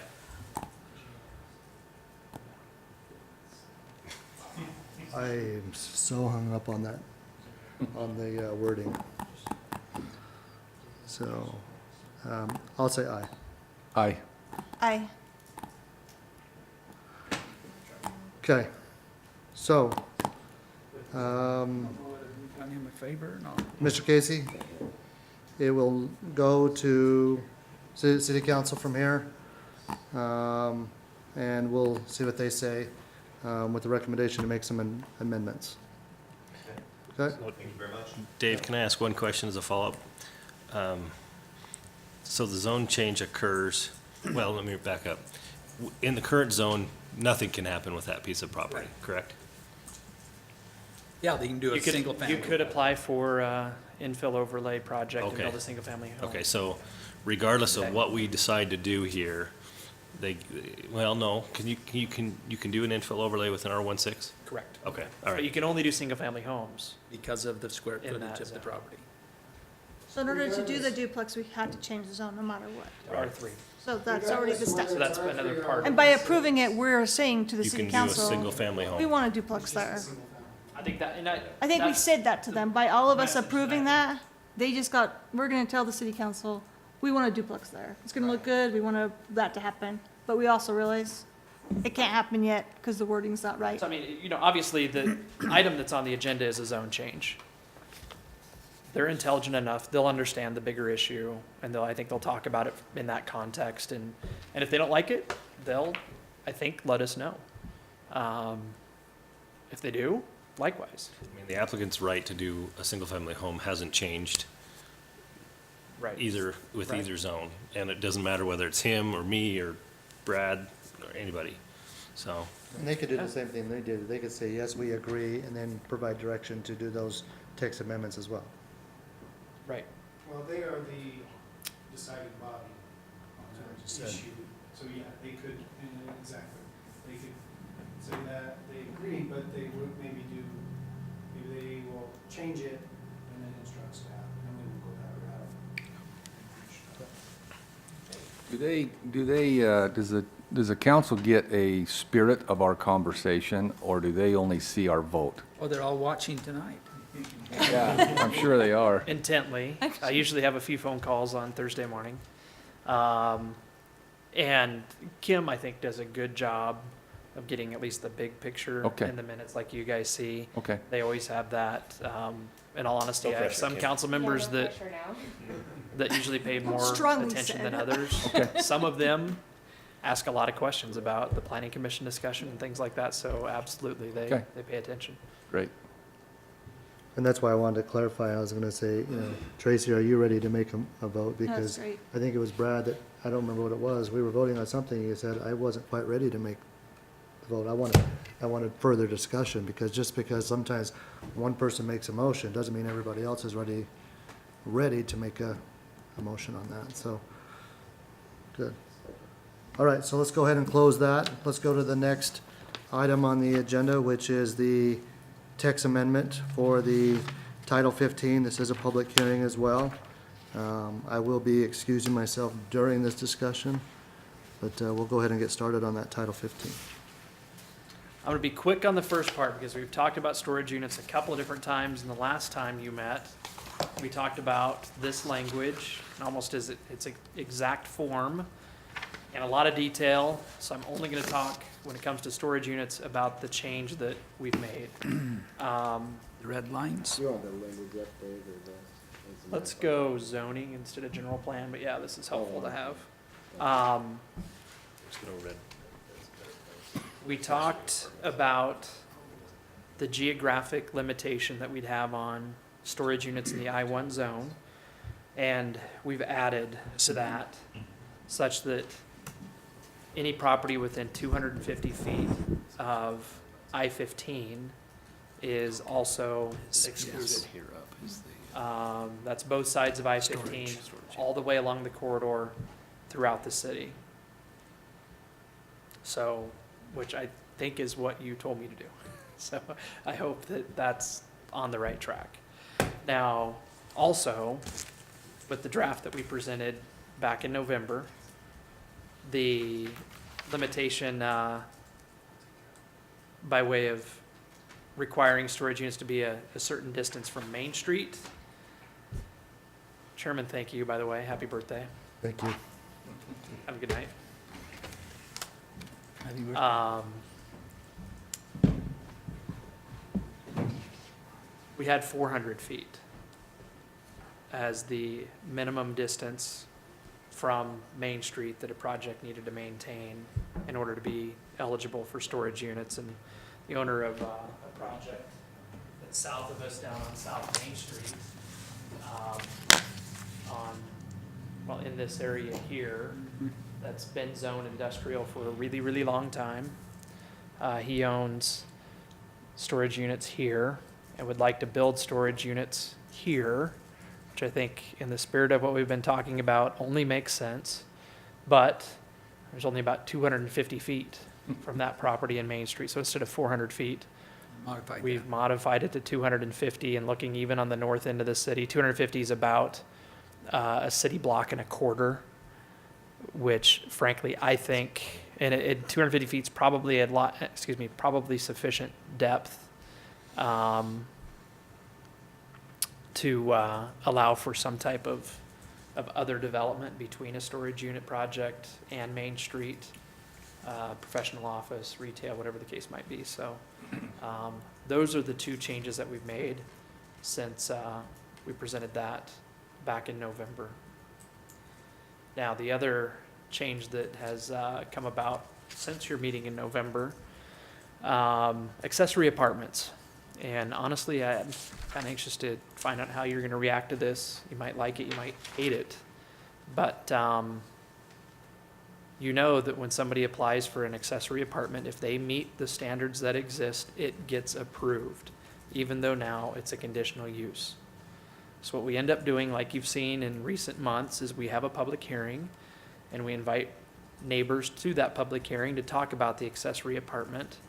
And some, regardless of our efforts to educate them about what that means, don't understand, and they sometimes have concerns that frankly I think aren't necessarily valid.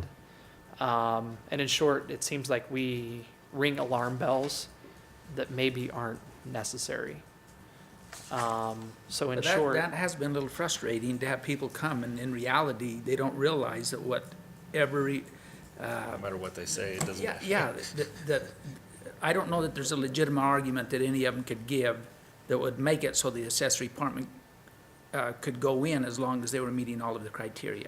Almost impossible to meet that kind of standard. So what's the use of having everybody show up and do the spill for? I don't understand that. So that's what we're thinking about, is that instead of having accessory apartments be conditional uses, which means with a conditional use, you are the land use authority, and you have to say thumbs up or thumbs down, but you know that we tell you that with conditional uses, it's thumbs up, and all that you can do is impose site-specific conditions. That's the nature of the conditional part of that phraseology. So instead of having it be a conditional use, it would be, like we also have spelled out in our code, a use subject to conditions. And with that, if somebody meets those conditions, we don't have a public hearing, it doesn't come before you.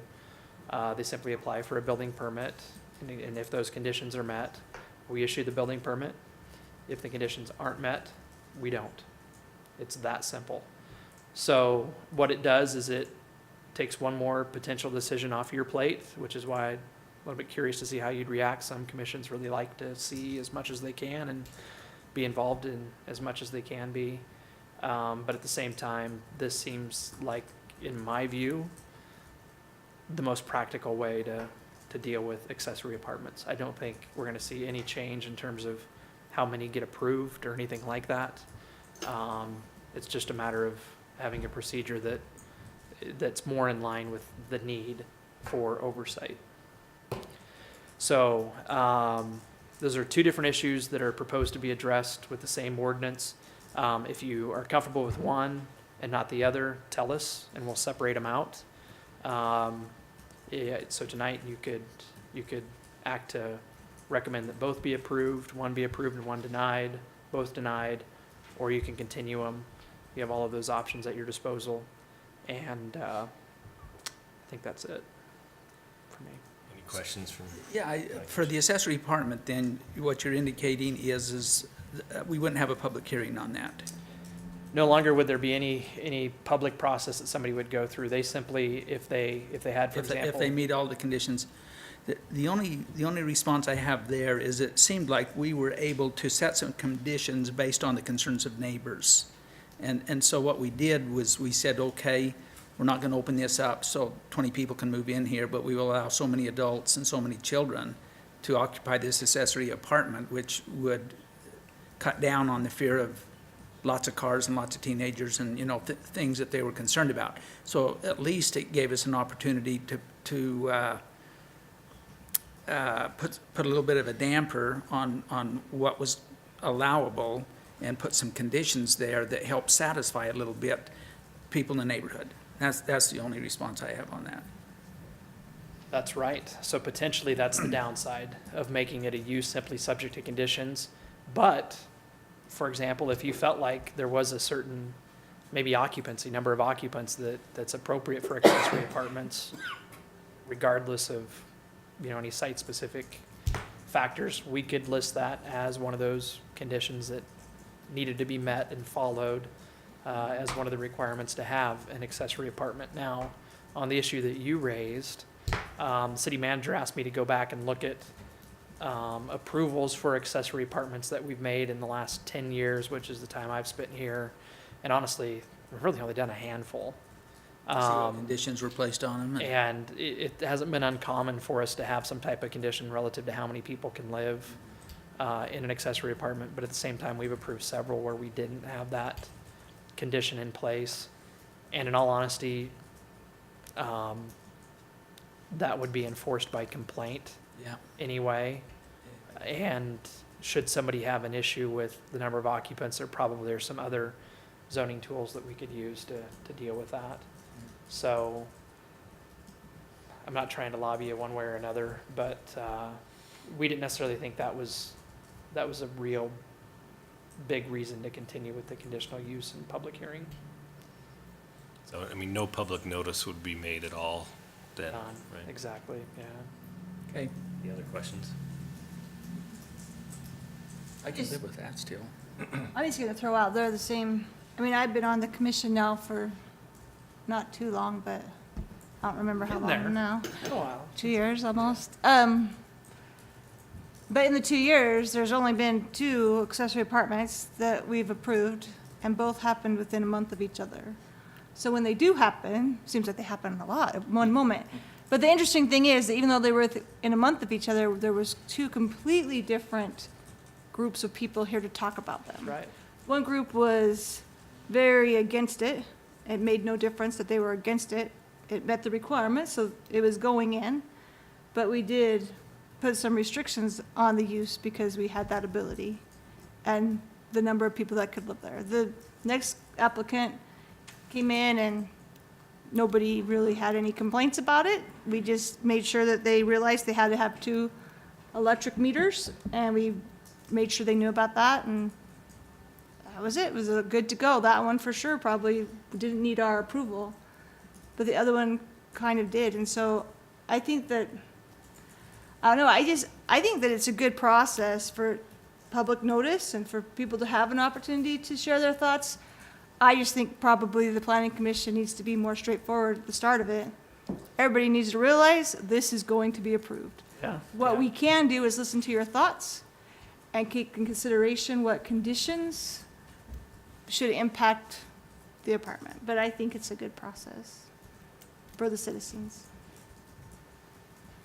Entirely your call, at least tonight, by way of what you recommend, so. I don't have a concern necessarily either way. Me either. You go either way.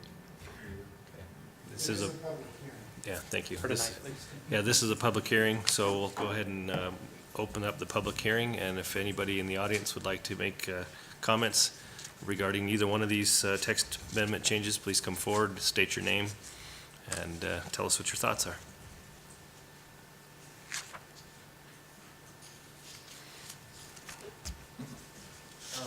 In regard to the storage unit overlay, we've brought a gentleman here that's built about 90% of the Class A storage facilities in Utah. If you have any questions for him, he's here. And if you have any questions, just ask him. He can answer anything from aesthetics to anything. So, and my name's Ken Hansen. Thank you, Mr. Hanson, appreciate it. Any other comments? Please. I'm David Herring. I own Dave Storage.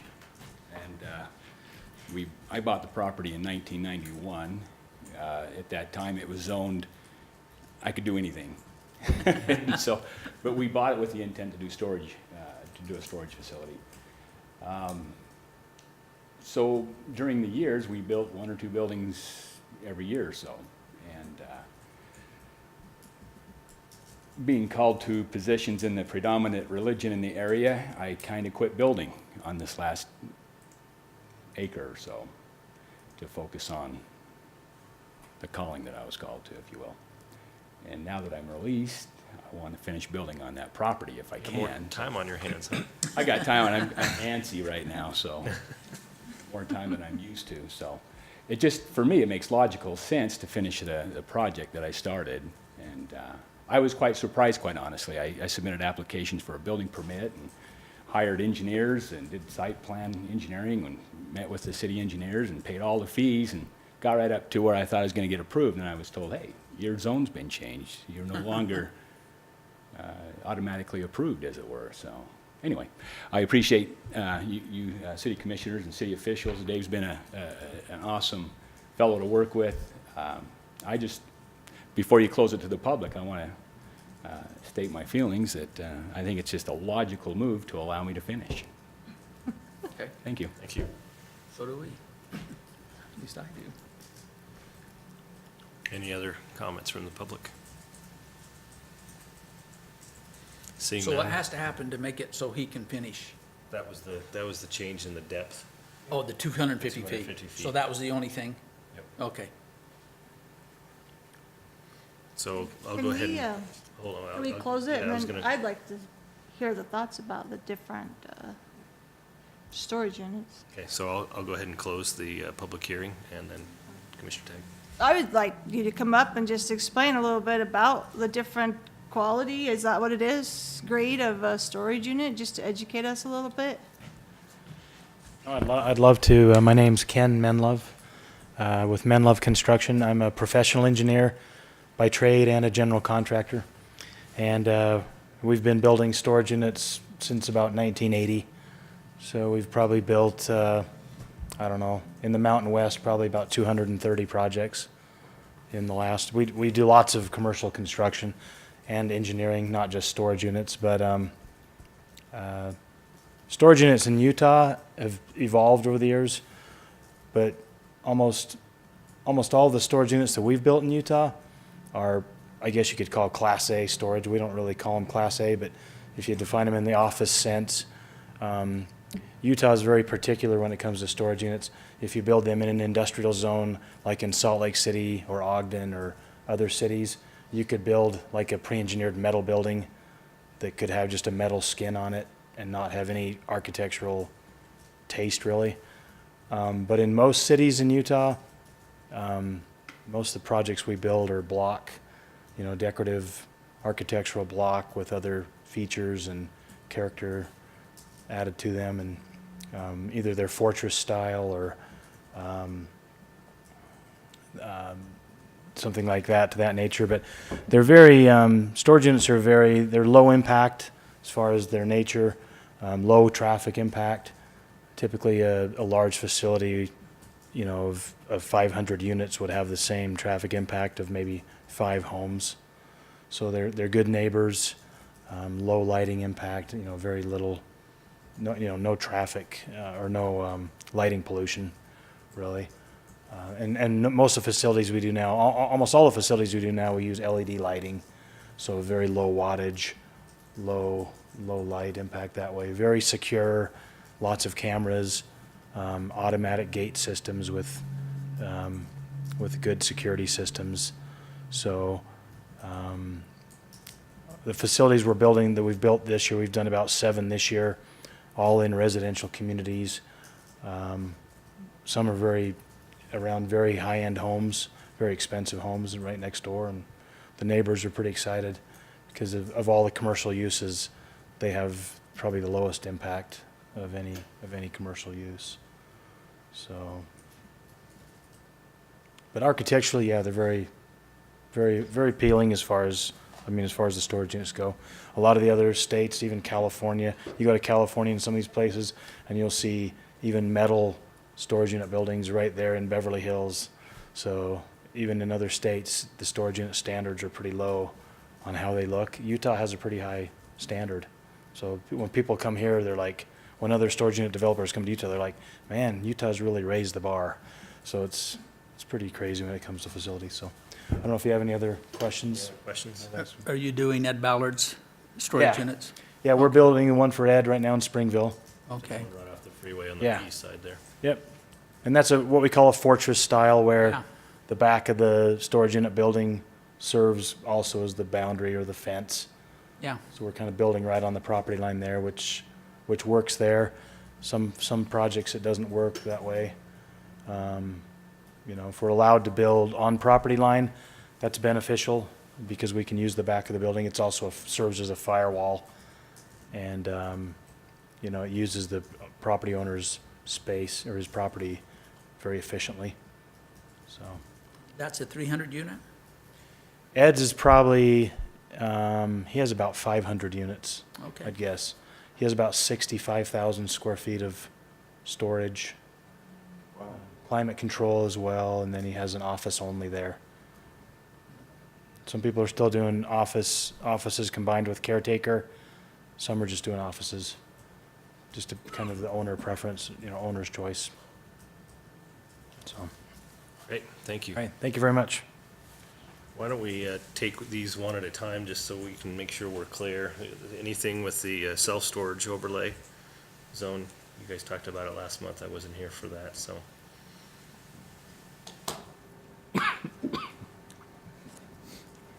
Say that again. Anything with the self-storage overlay zone, any final tweaks or modifications or?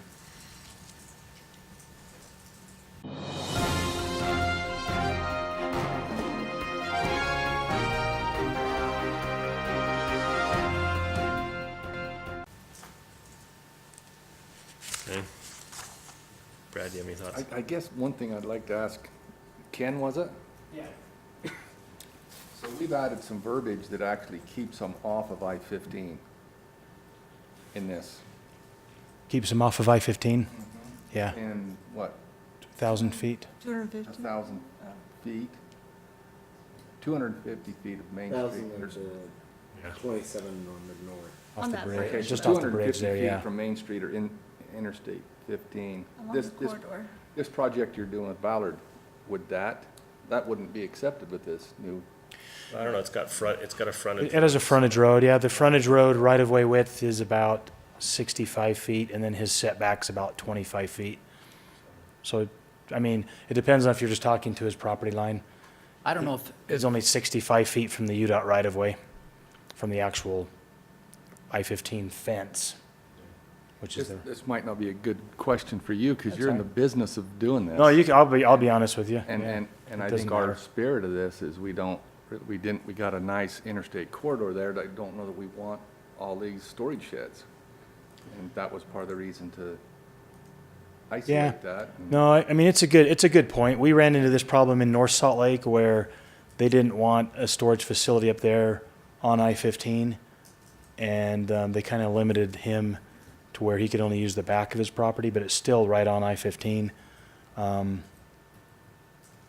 But the whole front of his property, they limited him and said you can only build commercial warehouses up front and then storage in the back. But it's kind of different.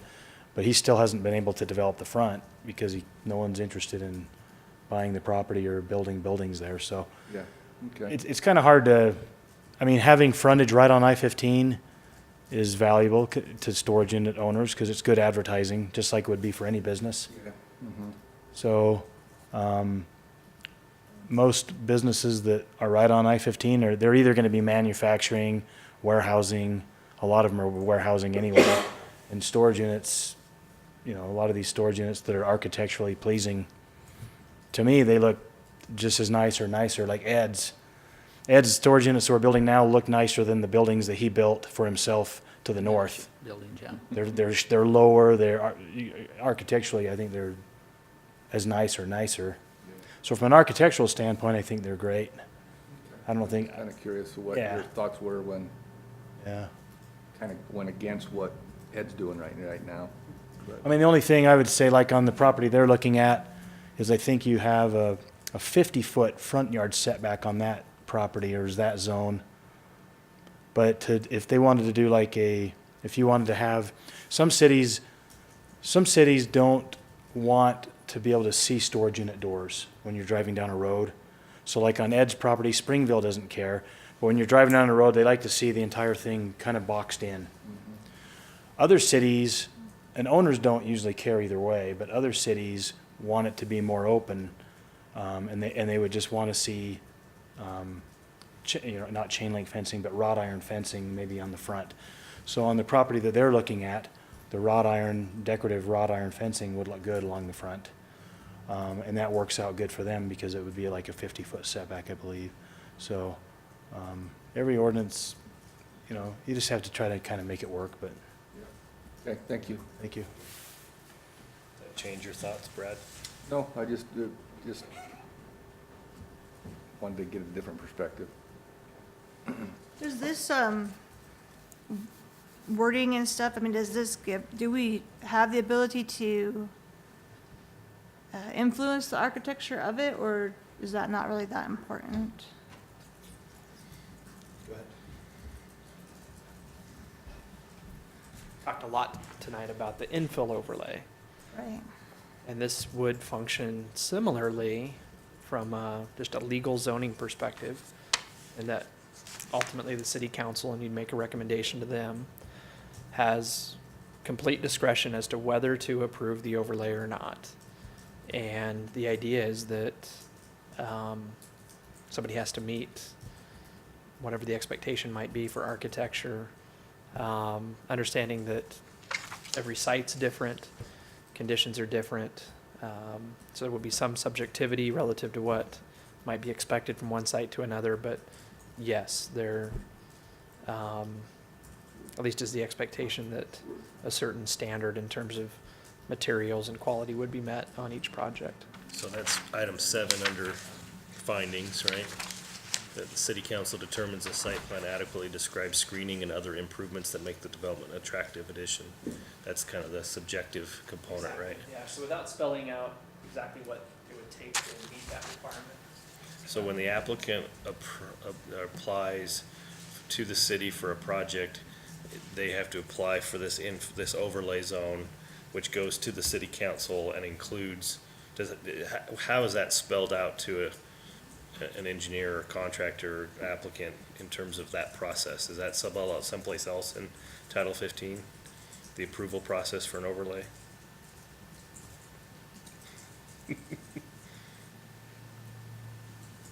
I don't know.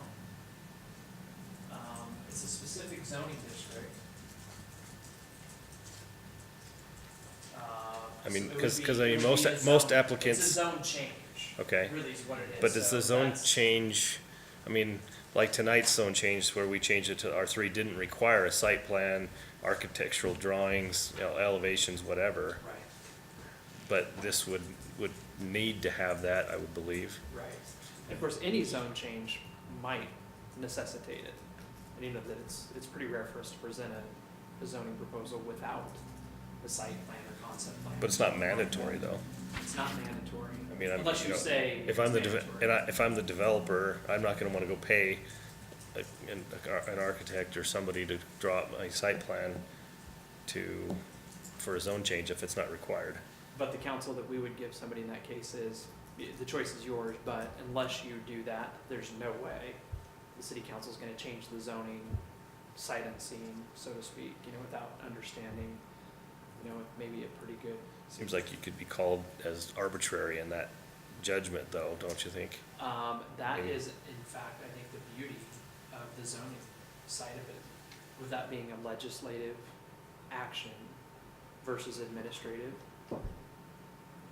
Arbitrary is not what we aim for, but you certainly, you can ask for whatever you want.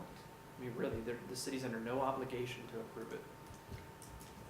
Versus the administrative things like conditional I mean, uses I and guess, you know, stuff. I'm looking at it from an architect's standpoint of, I'm gonna go to the code and figure out, okay, I got that, we submit. And then to have to come to a city council meeting and say, we need you to do a flyby and, you know, show the cloud of the maximum height. I mean, I've gone through this, and so it's a royal pain to be able to have to go back through that process again, rather than have everything you need right at the get-go, come and get, you know, some indication one way or the other. It does state that in the Bruce, we do have to propose, we have to submit a full set of plans, basically, showing site plan. Okay, I guess it does say that, you're right. structures, lighting, yeah. Cool. We have Thank to you. go through the whole process. Yep, thank you. You read through it 100 times and,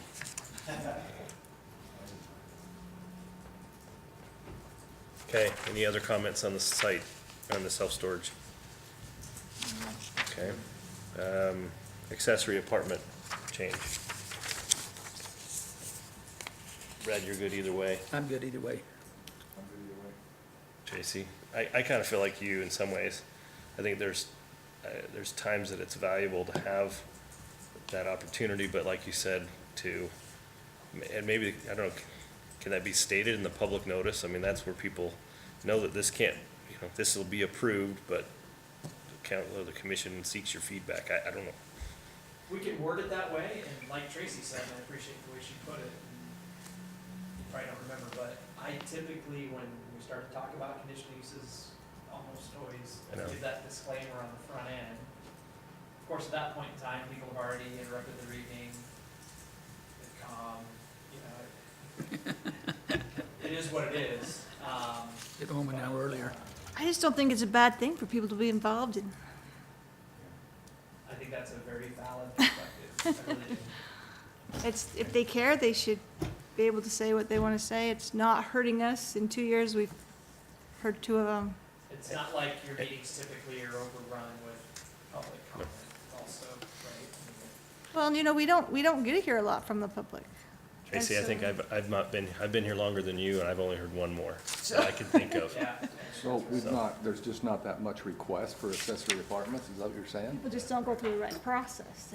That's part Oh, of they it. just do it. They just do it. Should acknowledge that I think part of the reason that this came up is with the idea, and I don't believe this, but the idea is that requiring somebody to go through the conditional use process is deterring some people from doing the right things to have an accessory apartment approved. As if that conditional use approval is what has led to what some people think is a fairly rampant problem that we have in this city with unapproved accessory apartments. Our process, if you look at the requirements, our process is not the biggest hurdle that somebody has to get over. So I don't necessarily think that's the case, but that's partly why this is before you tonight, it's just that idea. Does it change the cost for an applicant to change to this? They no longer pay for a fee? It's a $300 application fee. Okay. So now it's just the building permit fee. Yep, so that's a difference. Yeah. Again, looking at the conditions, I'm seeing thousands that are required. So I don't know that the 300 is really that big of a deterrent, but obviously it is an expense. So the 3 that we've seen in this history you just talked about, all 3 of them got approved. Out of, As will all future ones. that's right. They will be approved.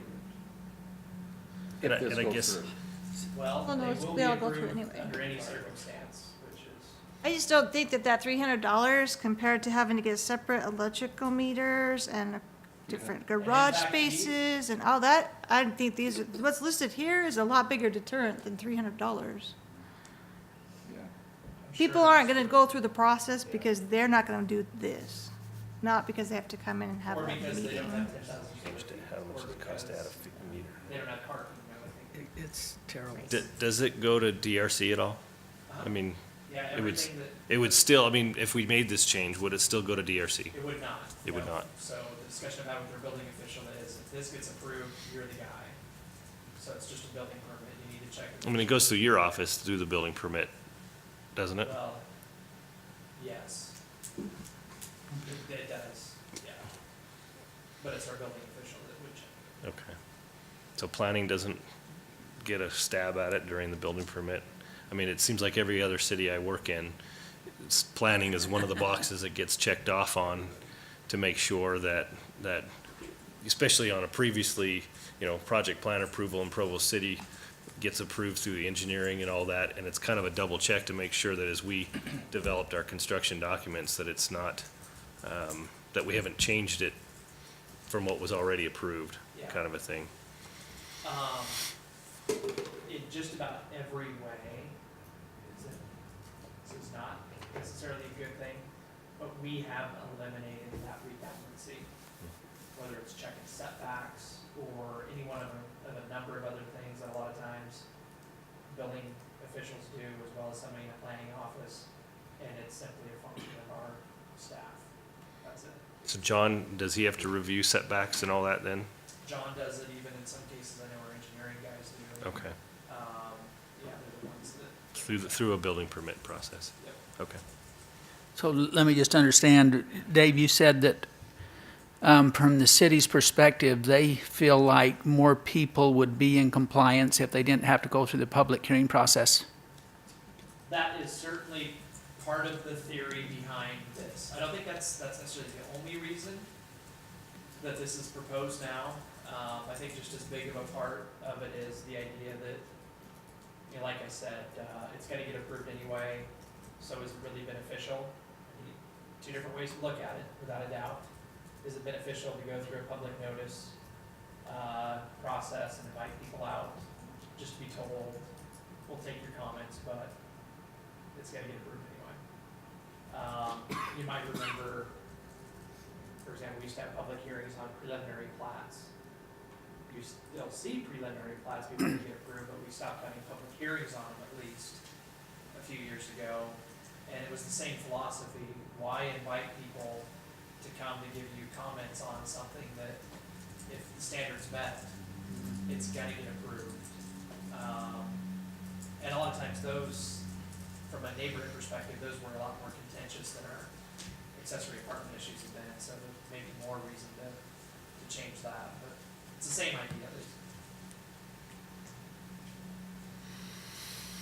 Okay, I'd entertain a motion on the text amendments to Title 15. Anybody want to take a stab at it? If we're ready to do that? I think so. Go ahead, Brad. Oh, I just meant we was ready. Should we approve them both, or should we do it together, or should we do it separate? I think we should do it separate. Whatever you'd like, I'm happy with. I'll make a motion that we approve the, what am I approving? The self-storage overlay wording in the Title 15 text. I second it. Okay, so we got a motion by Commissioner Tagg and a second by Commissioner Wilkinson. All in favor, say aye. Aye. Aye. Any opposed? Okay. Second motion? I'll make a motion that we approve the Title 15 accessory apartment text. Okay. I second it. Got a motion by Commissioner Tanner and a second by Commissioner Wilkinson. All in favor, say aye. Aye. Aye. Any opposed? Nay. So 3-1.